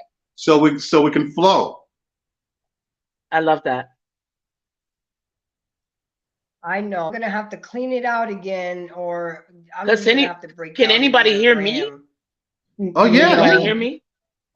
That's Yes. fine. Yes. Wait, who can anybody hear me? Yes. Yeah. I can hear you. Oh, great. Yeah, I'm gonna go ahead Well, and first mute and it foremost, because it's just. Coco Dreams, Gary. welcome. Coco, say something. Hi guys. Hi guys. Thank you for inviting me to the show, first and foremost. You know, I'm also with as well as Gary. We represent the Real Discussion with Rock Logic. Gary Is she Sachs. talking? Yes, I am. Can anyone hear me? I can hear you. I can hear you. Of course you can hear me, Gary. Of course you can hear me, Gary. You always hear me. No one else can hear me except you. They should be able to. Grace, can you hear us? I can't. Go ahead. Oh, okay, great. So welcome. I thank you for allowing me to come up to the panel. I think it's a very interesting panel. You know, I've been commenting through the show. You know, in regards to social media, must tell you, I am a anomaly. I can tell you that. I knew about Facebook for many years. I knew when it recruited everyone. It's kind of like, oh, well, sign up for Facebook. Do it. And I'm like, no, I'm not doing it. You know, I'm not doing it because I live my life in real time. I don't do it on social media. And I'm gonna tell you something. When I did actually dabble into social media, I did it through Yahoo. You know, back then they had Yahoo groups and we would connect with people on Yahoo. And I thought it was weird. I'm like, no, I'm more of a personal type of person. I need to feel the connection. I can't rock with you if we don't click. Texts are not going to do anything for me, so I decided to leave that behind. The only way that I was able to actually use social media, honestly, was through LinkedIn. You know, through business, because I was looking for work. I was, you know, networking for business, you know, and that became a very lucrative thing for me. As far as Facebook is concerned, I heard about family members that were going back and forth, you know, airing their personal laundry out. And I'm like, no, that's not for me. So, you know what? I decided that I was going to stay off Facebook. And then everything elevated from MySpace, Yahoo to now we know it's IG, because now that is now a more social network, you know, I mean, other than Facebook. It is elevated because you can put videos up and people interact that way. But I don't see the appeal of that either. So when TikTok came out, I'm like, no, you know why? Because for me, relationships are much more important to me when I can see you. Even if we're on the phone, I've already made and established a connection with you and not with 20 other people. I do enjoy Twitter though. I got to tell you, that is my weakness. But I'm not active on any of these social media platforms. I'm not active at all. So when not on. Huh? And Coco, Can you? I recognize you now. I recognize that voice. You thought you was gonna Yes. slide by me? Oh Man, no, I had no intention on doing that at all. welcome to the show, my dear. Thank you. I mean, I look at Thank home you. when I'm No, not I know, but when I'm not on the show. I her look voice totally sounds different. familiar. Hmm. That's okay. I am just honored that you are part of it because I'm a faithful Friday night watcher for Gary. Just like he supports me, I support him, and I'm so came up here. Thank you so much. We appreciate it. You're welcome. You're welcome. And when Gary sent me the link to the show, I know and I it. first watched it, I was like, wait a minute, this is kind of triggering here.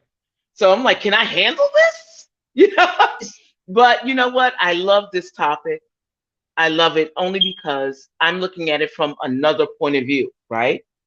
So my point of view is I am not active on social media. Actually, I reject it. I don't like social media at all, unless I'm doing business, which was kind of a testament to what True was talking about. I don't know if he's still on, but he was talking about how, you have to curate your image. You have to curate your content. Everybody is now a brand, right? And that is for your own personal self as well as relationships, right? So a lot of the things that you put, like we just heard about a woman who shot and killed her husband on Facebook Live the other day. Yeah. How much is too much is the question. And once you dip your toe into that social media realm, how much of you and I have to say this outright, and this is what actually changed my mind about joining these platforms. How much of you is you versus how much they own of you? I like that. Yeah, that's right. That's right. What you don't realize is that EULA agreement, that end user agreement is saying that every picture, everything you put on their platform belongs to them. It does not belong to you. So in my mind, social media is a simulation. It's not real life. So I find it funny when you talk about dating. I mean, dating, when it comes to two people in a relationship, it has the same traps and pitfalls that any other relationship would have outside of Facebook. Imagine, I just told you that I didn't say anything. I asked the question. So I'm dating a very public figure, right? And that figure, when we got together, I knew, you were right, Grace. I knew that this person belonged to the social media realm because this person's brand, right, is somewhat of like, look, it's his business. This is what he does. I'm not on Facebook. It doesn't mean anything to me. The only thing that matters is when we're together, we had this conversation because we would sit and eat, and he would just be on the phone. He would be on the phone doing this all day, and I'm like, put the phone down, because this is us. You know what I'm saying? Like, I have nothing to do with that, and that has nothing to do with me. So let's just focus on our relationship. And it never really dawned on me that this was all a part of social media. And then I realized he's part of the matrix. But huh? To me, it's all the matrix, right? And I had to explain, and Gary knows this. For me, I had to make my stance early. If you are giving out your information for free, yep. Let me just finish. If you're giving out your information for free, someone is profiting off of that. And what they're doing is they're allowing you to isolate yourself and not make these connections personally. We used to go out, and I think, to me, the pandemic kind of exacerbated things a little bit because we were all isolated. But even before that, there were no meetups. There were no places to go and meet people or be yourself and actually talk to a person to get to know who they are. And I think social media is pretty much the death of interpersonal connections. And that's exactly why I won't do it. And you know what? Whether or not my partner decides not to claim me on social media has nothing to do with our business. I don't really care. Maybe because I'm older, or maybe because I decided to just unplug from the matrix. It doesn't matter. But I'm just leaving it up to all of you. I'm not gonna lie to you. It's gonna matter to me, because if I'm in a relationship with somebody, I need to let people know that I'm in a relationship with this person, and they need to know that I'm in a relationship with them, and they need to back off, because I've realized that being now more visible in these, so they come sliding in the DMs. I mean, right now I'm single, so they can feel, as soon as I do become in an exclusive relationship, I'm gonna let the cat out the bag, so that can be diminished. And I'm gonna have that conversation with the person I'm dating, and on YouTube. I'm trying to grow. What you either got it. I'm not going to stop what I'm doing. I just started. I'm trying to grow. So, like, that's why I'm thinking I would rather, I guess it would somebody, say, Coco, that's already in the matrix as well. We can empathize with each other versus always having conflict. That's true. And another thing that I'm yeah, go ahead. A lot of my friends say, don't get so personal. Don't say so much about yourself. You want to know how I look at it? I get personal about my personal stuff than somebody digging it up my face. I agree. If I was, I'm gonna let if I don't have nothing to hide, if I don't have anything to hide, then you have nothing to dig. So sometimes I'll be out here, but rather be me telling you my personal stuff, and that's how I kind of look. Well, I don't have a lot of skeletons in my closet. I'm okay with it. I agree. I agree, but think of yourself as, now that you're a public figure now. Think of yourself as a public figure. Your personal business should not intersect with your work. If you're in the public eye, everything that you do should be private. Everything that you have curated, like True said, you're curating your narrative, you're curating your brand. And that should never be anything personal that you should bring to social media. If you have a certain goal, right? If you want to stay on your goal and you want to stay on task to build your brand, you should never bring anything personal into it. That's just my professional opinion. So that's why I look at social media as kind of like, I really don't want to share that much with people.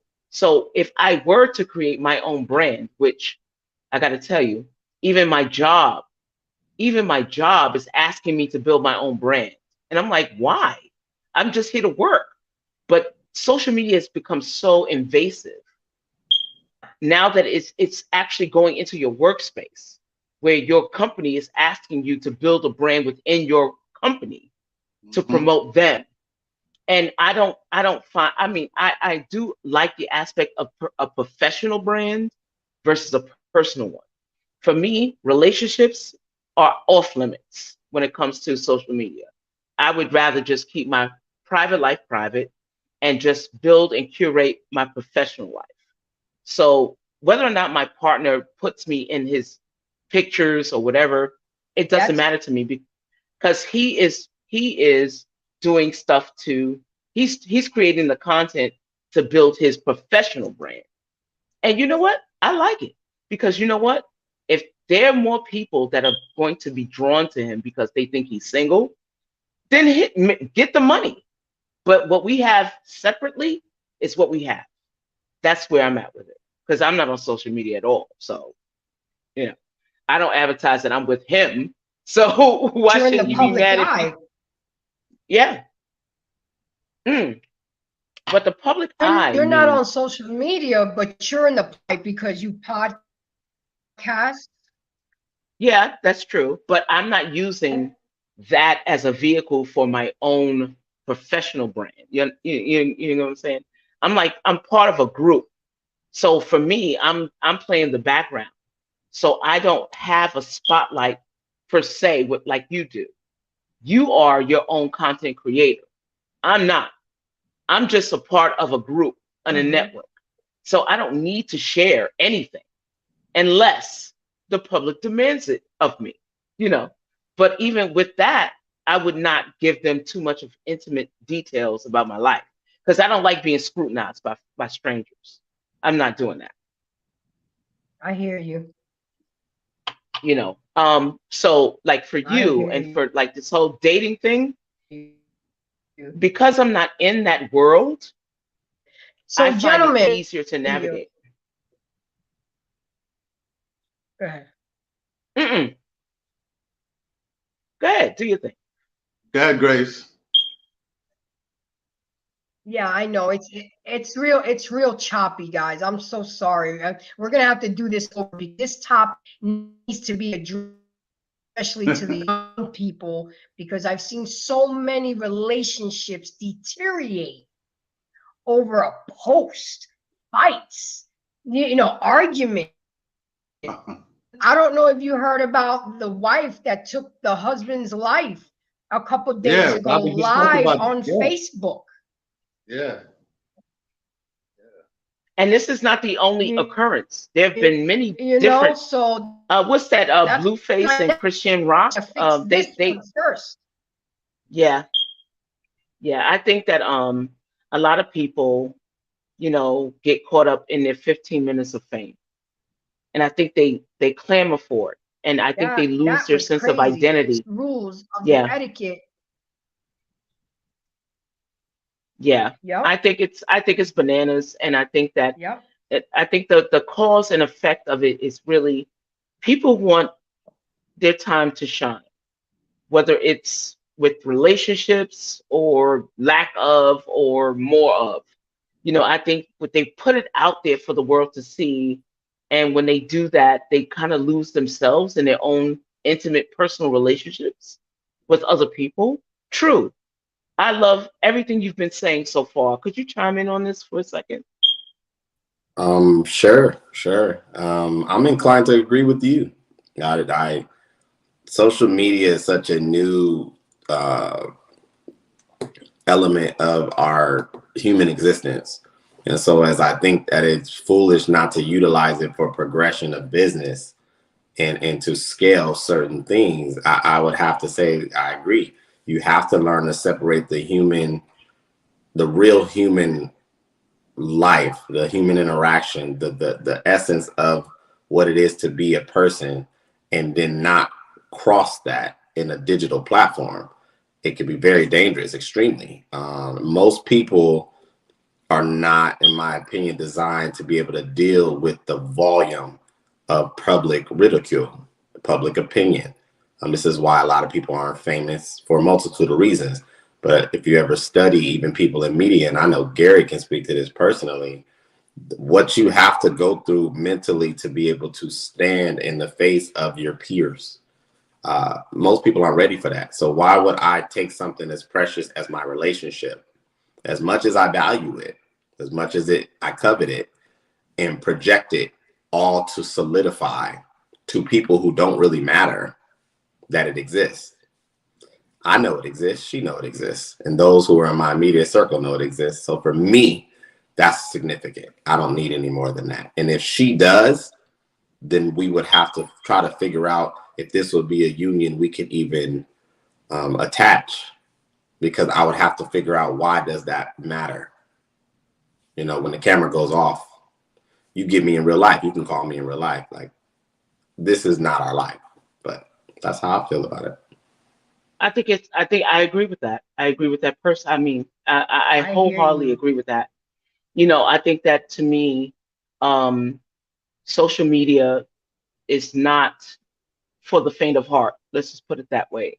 Once you put your personal business out there, you open yourself up to everything, you know, and a lot of people can't handle the negative aspects of social media. You know, people love it when you like their posts. They, you know, when thousands of people like it, you get a boost, yeah.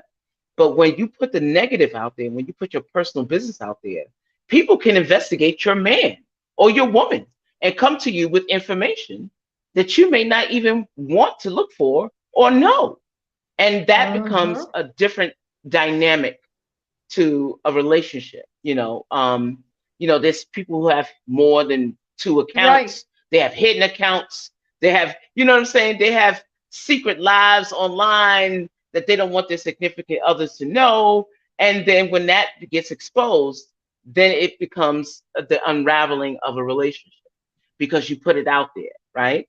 Whether or not you wanted to put it out there authentically, or you wanted to, because there's a lot of celebrities who have dummy accounts that they use to, you know, cause a lot of chaos, you know, but we are not privy to that because they don't want us to know what they're up to, you know, on the down low, right? So why even share your personal business if that's what you need to do in order to remain anonymous? Right?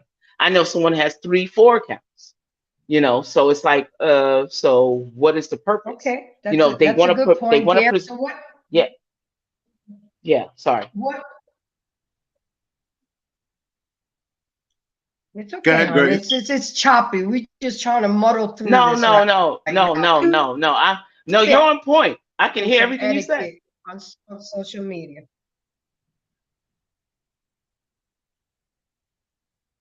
No, you're good. You're good. I can hear everything you say. Gary, did you hear me? Yeah. What do you think about the 7 ways of etiquette for a relationship in social media?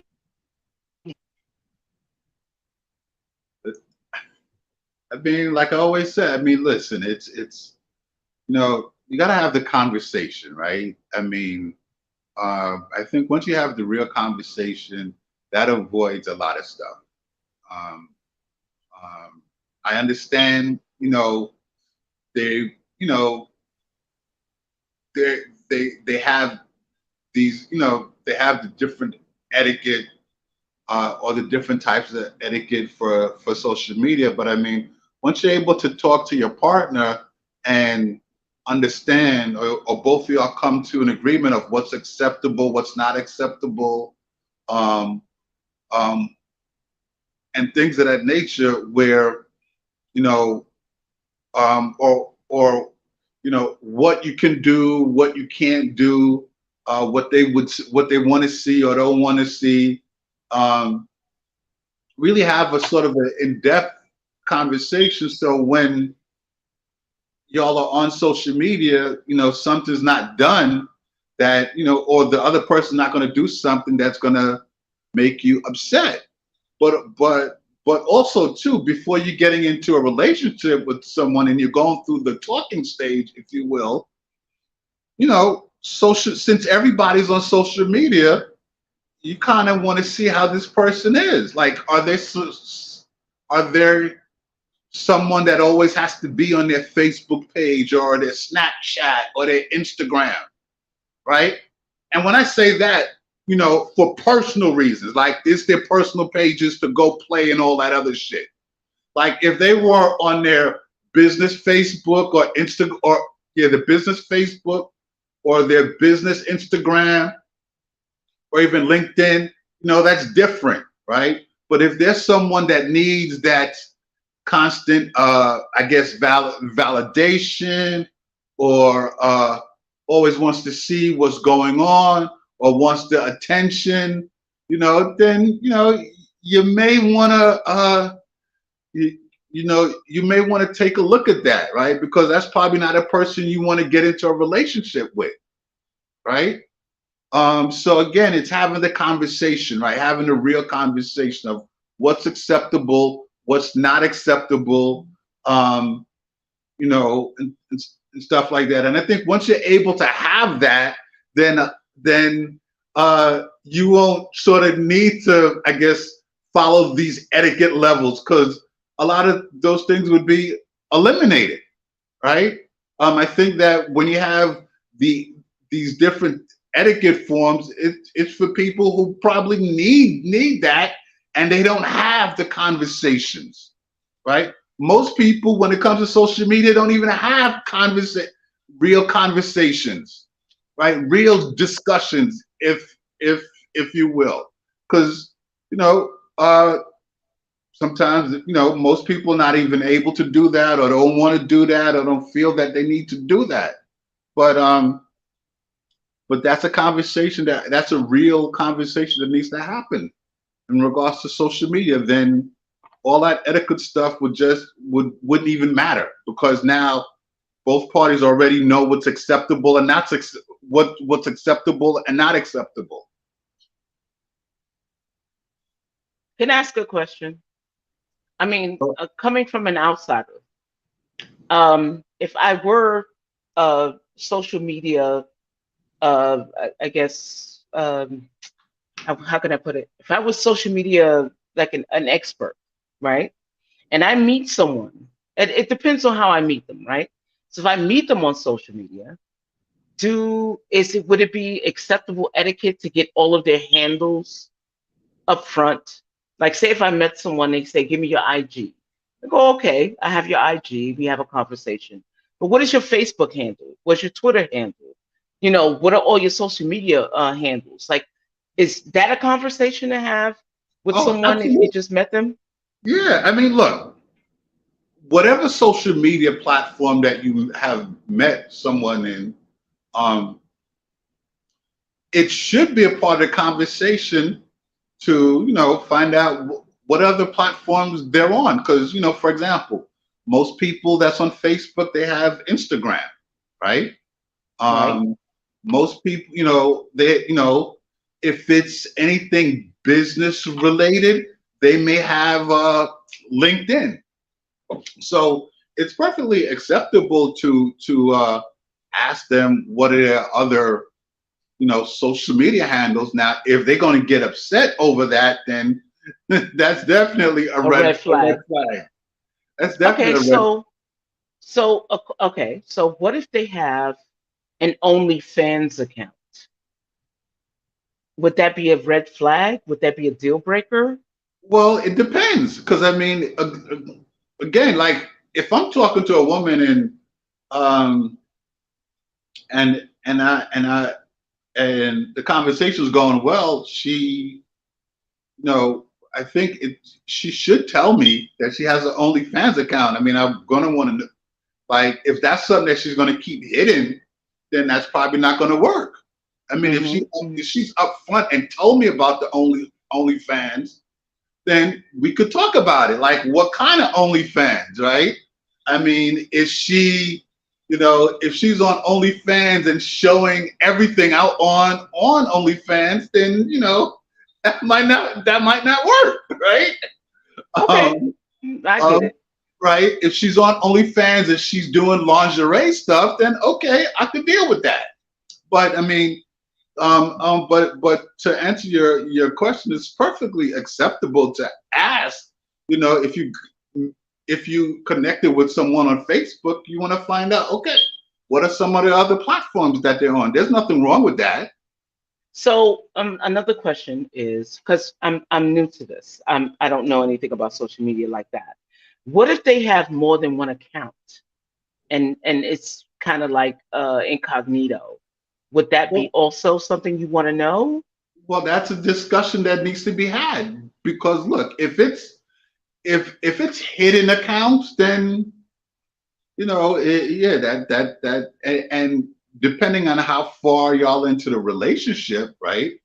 But I mean, if it's hidden accounts, then that's something that you're gonna want to know, because why is I got those a bonus question. I got a bonus question. So, what if the person you're dating I love has this. social media accounts, but they also have Tinder and all these other dating websites in their profile that you don't know about? oh, Would you ask them for like what's it, Christian Mingle, Bumble? Would you want to know that?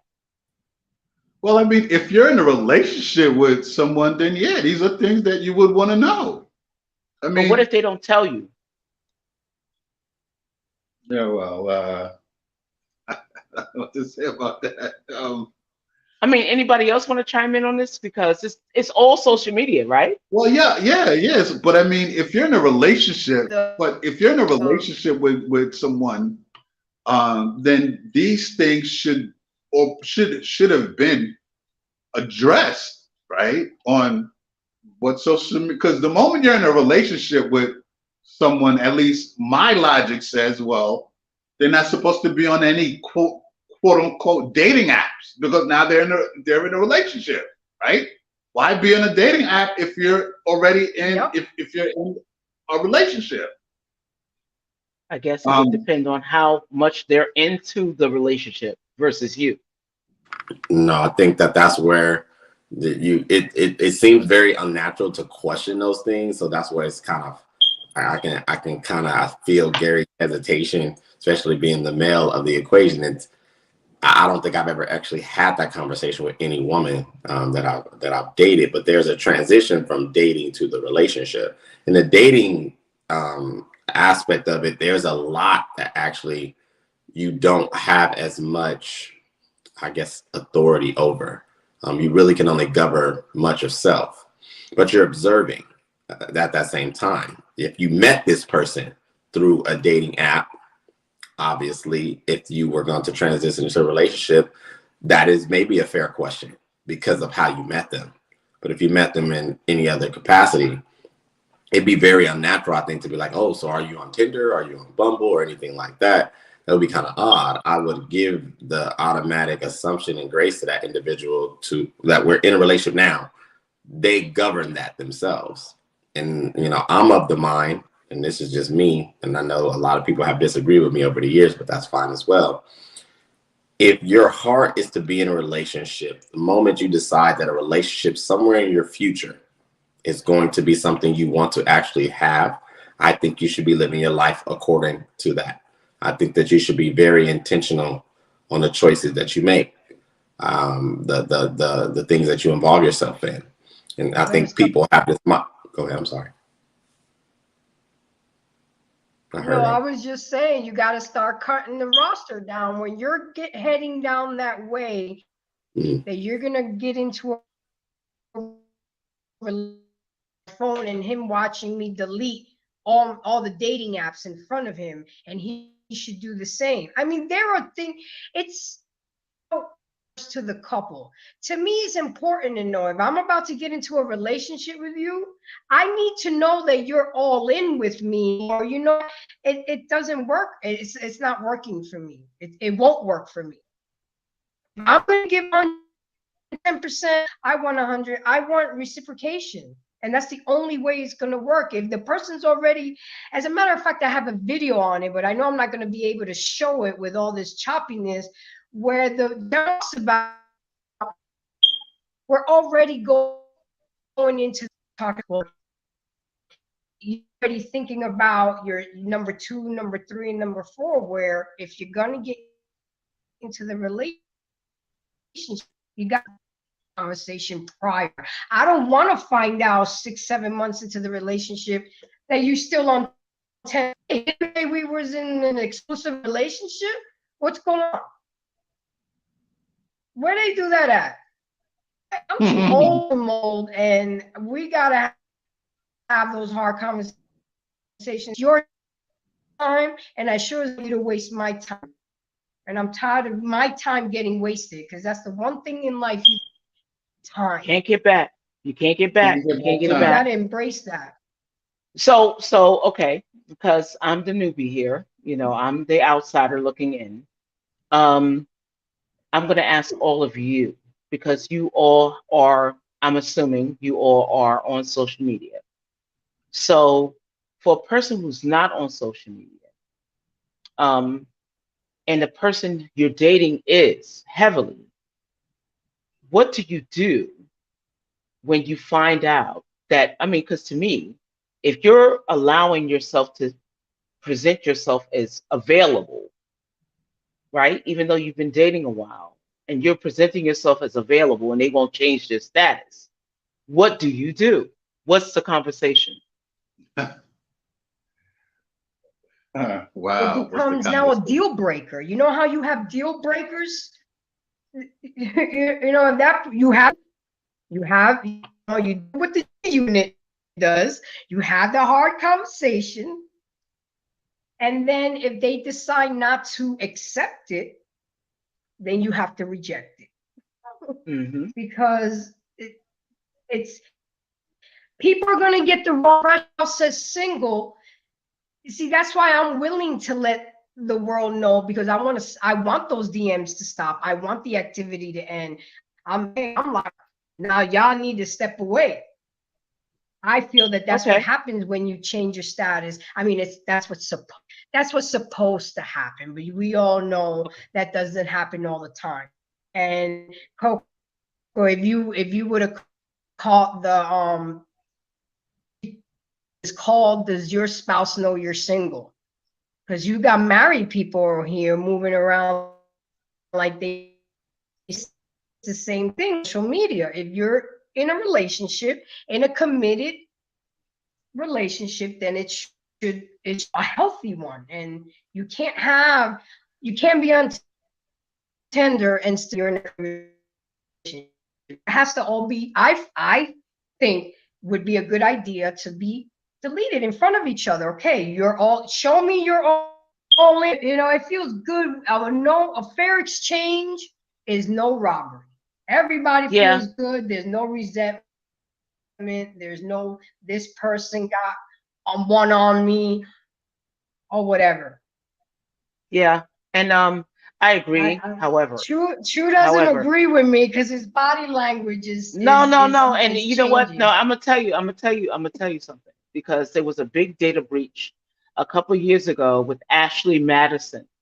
I remember that. Ashley, there was a big data breach with Ooh, Ashley yeah. Madison, where there were a lot of married men who were Mm-hmm. on there that were looking for casual relationships with younger Mm-hmm. females.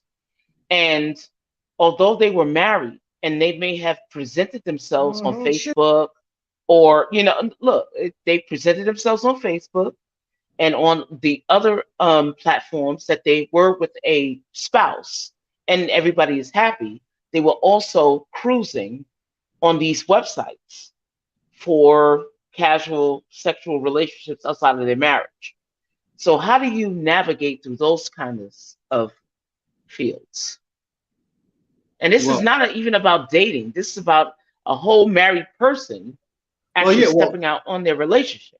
Well, Ashley Madison, I remember that because I had a friend of mine that uh, uh, was one of the investors in that company. Ashley Madison was created solely, basically, to cheat, right? Like it was created solely for either the husband or the wife. More so the husband. If he wanted to go out there and cheat, he could go do it discreetly on Ashley Madison. That's why it was created. So for those wives now, maybe some wives knew, and I'm sure maybe a few wives knew, and maybe more wives didn't know. But that's why they created Ashley Madison. That's true. Yeah. That's true. I'm just Boy, that's a looking at good the topic, social media landscape. Coco. Thank Yeah. you. I'm going to use that one. I think Yeah, I think, go ahead, True. I think the challenge with this is that you guys could correct me if I'm wrong. I've heard this narrative kind of spewed that there is difference between a single person and a person in a relationship based on the way they act. I don't think that that's true. To me, it's hard I can't look at a person and identify if they're in a relationship or they're not. And that's why I've always operated from what's my character, what's my standard. If my character and standard is to the highest level for my standard, it should easily transition into a relationship.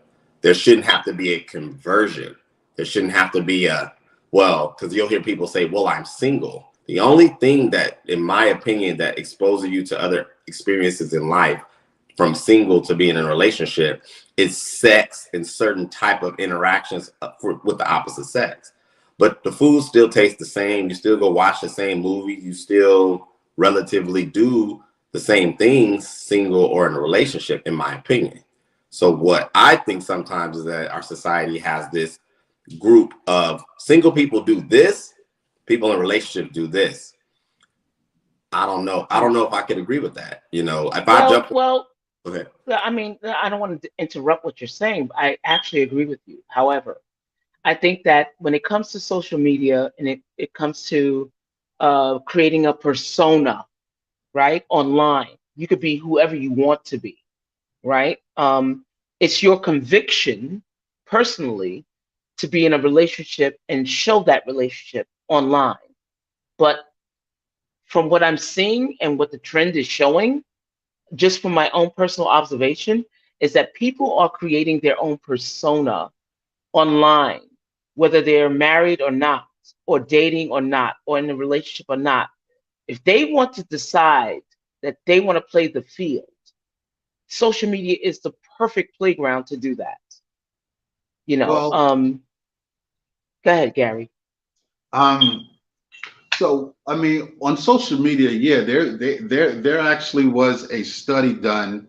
I think it was CNBC a couple of years ago, where it was said that I guess it was like 60%, and I would maybe think 70% now.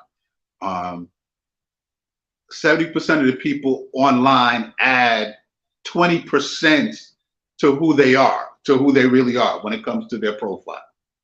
Right. Then you have these other people who create, just as you said, online personas, right? And a lot of people, they get caught up in that. Like I always like to say, you get some people, their real life is probably crap. It's probably shit, right? They don't get no attention, no nothing. But they go online and they've created this character or this persona that gets them a bunch of attention. Right. And I think that happens a lot more than what we think, right?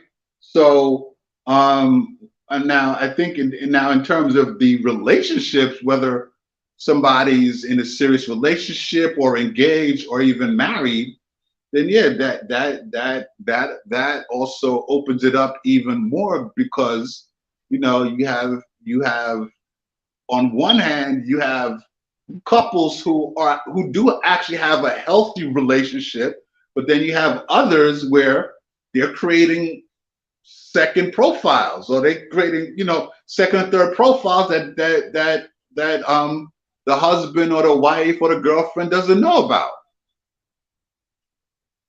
Right. That's true. So and I think too, a lot of people, they want their fix, right? They want their fix, right?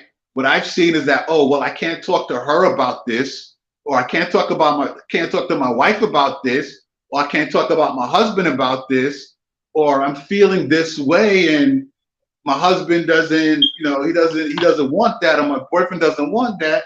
So now this alter ego profile that they do, then they could get their fix. So this is leading to like a catfishing situation, which is what you're saying, right? Yeah. Because they're actually not being authentic. They're presenting themselves as an alternative to who they really are. And in the grand scheme of things, this is what social media is to me. I think social media is to me people who want to create an alternative lifestyle for themselves, whether it's real or not. They want to present them. They want to present it to the world. Whether they say they're in a relationship or not, they could do it in one aspect, and then in another aspect, they can create a whole new profile saying that they're single, right? So, I mean, how do you navigate through? I mean, being it is what it is. How do you navigate dating through this type of minefield, really, where people are they may present one aspect of themselves, but they may create another profile where they're the totally opposite of the person that they actually present themselves in the first place. Well, I think that's where I've always said, you know, having the real conversation, the real authentic conversations. And a lot of people don't do that anymore, especially trying to get into a relationship. Because I mean, if you're really into someone and if the both of you are really into each other and you're looking to develop into a relationship, then you're gonna have, or at least my logic tells me, you're gonna have the real authentic conversations, right? And in those real authentic conversations, a lot of things are going to come out. A lot of things are going to be disclosed. And if it can, and as things get disclosed, if the relationship moves forward more and more, then now you know that, you know, you're with someone that's very genuine, someone that you can trust. I think nobody doesn't want to be in a relationship with somebody that they can't trust, right? So, but I mean, nowadays it's really having that, being able to have the real authentic conversations, right? And as the relationship develops, then you want to have the hard conversations, right? Because that's the only way any of this stuff is really going to work. But most people don't do that. Yeah, and I mean, I'm sorry, Grace, but I have to build on what Gary's saying because we build. So, I mean, so then is there any trust anymore when it comes to social media? Is there, and I mean, no, I mean, I'm asking this authentically because if we already know that people navigate in these spaces where they're not really authentic, even though you want to build a relationship with them, they may have different profiles that may be outside of what they actually are. Is there space for trust in this particular landscape? Well, I mean, look, let me just say this. I mean, I know for me, I'm a conversation person, right? So I don't, and I've never been the one to jump into anything quickly with any type of woman that I dealt with. Like, I need to have a conversation with you, like some type of conversation that I think is going to be meaningful. I want to feel that it's going to be something, right? Like if it's conversation that's just dead air and not authentic and not genuine, then yeah, then it's more than likely it's not going to work. Okay. Like you got to have the real, but most people don't want to do. Most people don't want to do that, right? They don't want to do that. They don't want to do that. I want to hear from Grace and from True about this too. What do you think, Grace?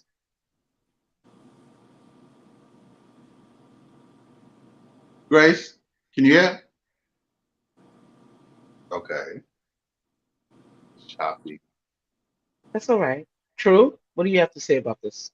I definitely think that there's room for trust, but I do always, and I encourage most people to operate this way. You just have to expect people to always be people. So you can build on that, but I do think that there's always room for trust. Absolutely. You know, social media again is just a tool. It's not a bad, particular advancement in technology, but people are always going to be people. That's true. You got to take from like even Gary said. We are at the end of it. You're still dealing with another human person. You're dealing with another individual, another soul. So you can allow social media to be, I'm gonna say a destructive device or tool in your relationship, or you could build the relationship and have the relationship and your principles and your maturity, your ability to communicate effectively and build that connection. Social media won't matter. If anything, it could aid to it. But if you're doing the proper things, connecting correctly, yeah, trust, there's definitely room for trust. Okay. Grace, I don't know if you can hear us or if you're still with us. I'd love to hear from you. I can hear you guys. I heard that. Okay. Yeah, because, What you was know, it in my opinion, to do girls, fuckery? Then that's what you're gonna get. If you yeah. do business and make money, then good for you. If you're going to use it to be a podcaster and YouTube, it just depends on how your integrity level when you're dealing with Mm. social media and what social media. What did we used to worry about? We call, block people. We had beepers. Well, who beeps o'clock in the morning? You know, it's just now it's a cell phone. I think has literally, really, let alone social media, that cell phone, I think does more damage because the cell phone was another avenue or another door to social media, to the matrix. The doorway to the matrix was the cell phone. So it's how you choose to utilize it. That's how I feel. So, in my opinion, intention Negatively. is key. Intention is key when dealing Trying with to people on social media. If you don't have good intentions, then the grass is always going to be greener on the other side. Right? So if you always seem to think that the grass is always greener on the other side, then It's the not person green that you're, on the other side, is watering. yeah, but that's the illusion. That's the illusion. That's why IG models are dominating IG. They think that because they present themselves in a certain way, provocatively to men, they believe that the men will gravitate toward them, which they do. And they could be in a whole relationship, but they won't present themselves that way to the men that they need to like and subscribe to their channels or whatever. But everybody that's following them thinks that they're the grass that's greener on the other side. And I think that's where social media is taking us. Social media is taking us to a place where we all believe that what we live in our real lives is not always great and that the grass is greener somewhere else. And they're actually using that platform to Yep. break up relationships. That's just me.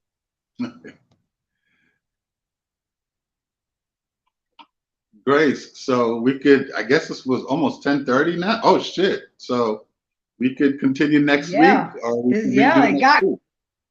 good tonight. Yeah. Even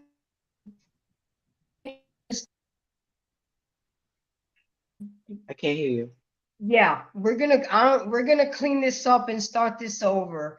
But Miss Coco, thank you for coming. I really, really appreciate it. Just give me a quick 30-second final thought on you. I'm gonna let everybody else do it. I'll do it last. I'll do it last. We good on I'll that? do it last. I'll do Yeah. it before you. Go ahead. Go ahead. All Grace. right. Well, Grace, again, thank you for having me on here. I definitely enjoy joining you every Monday, but this topic is a great topic. I think, Jesus, we could do 2 and 3 parts, but this is definitely great. So my last thought on this is, look, as I've always said, and I sound like a broken record, you know, we got to have the real conversations, right? You know, social media, you know, social media should not affect your relationship. Your relationship should be stronger than social media.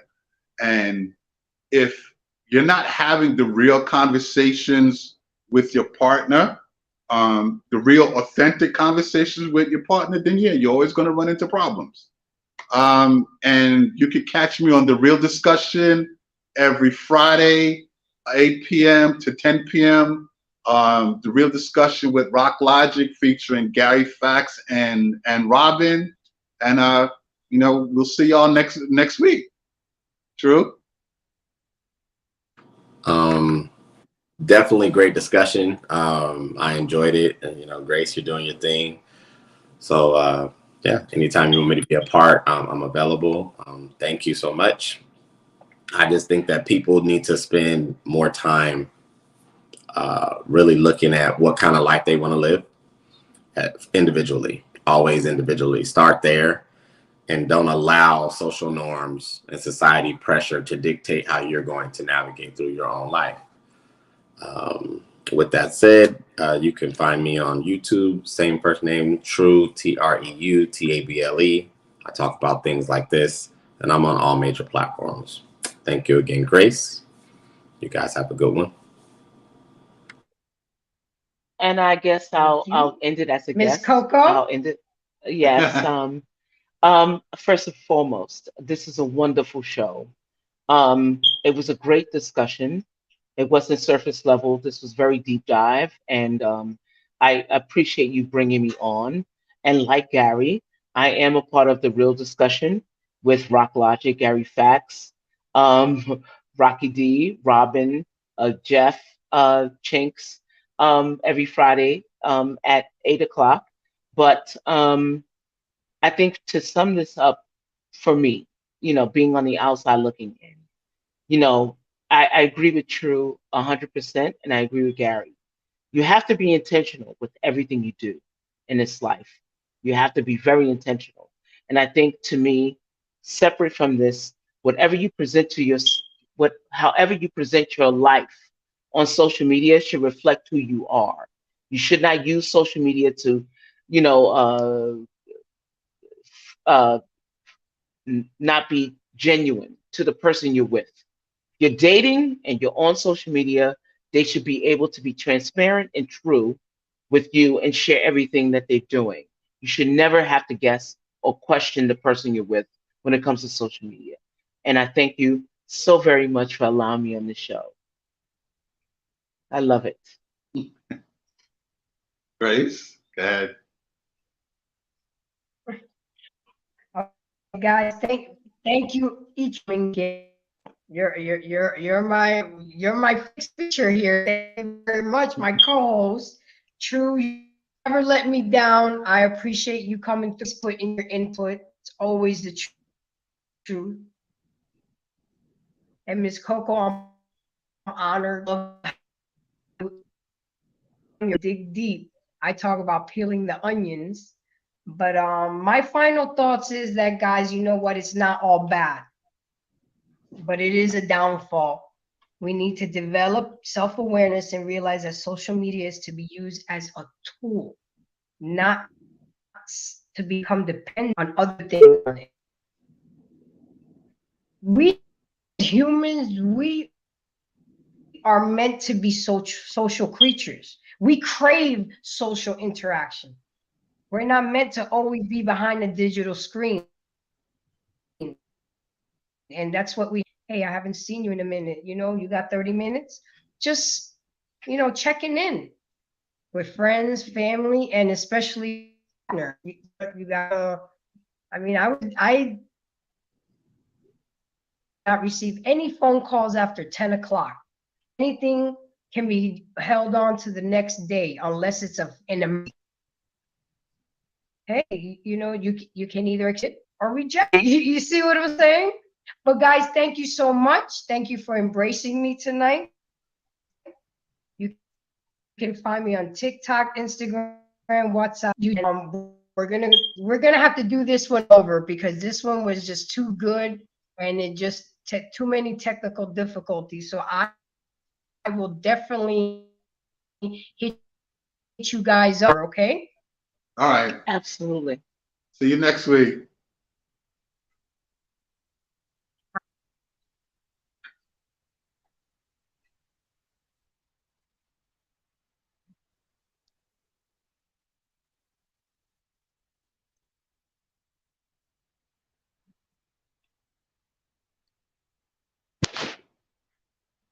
shit.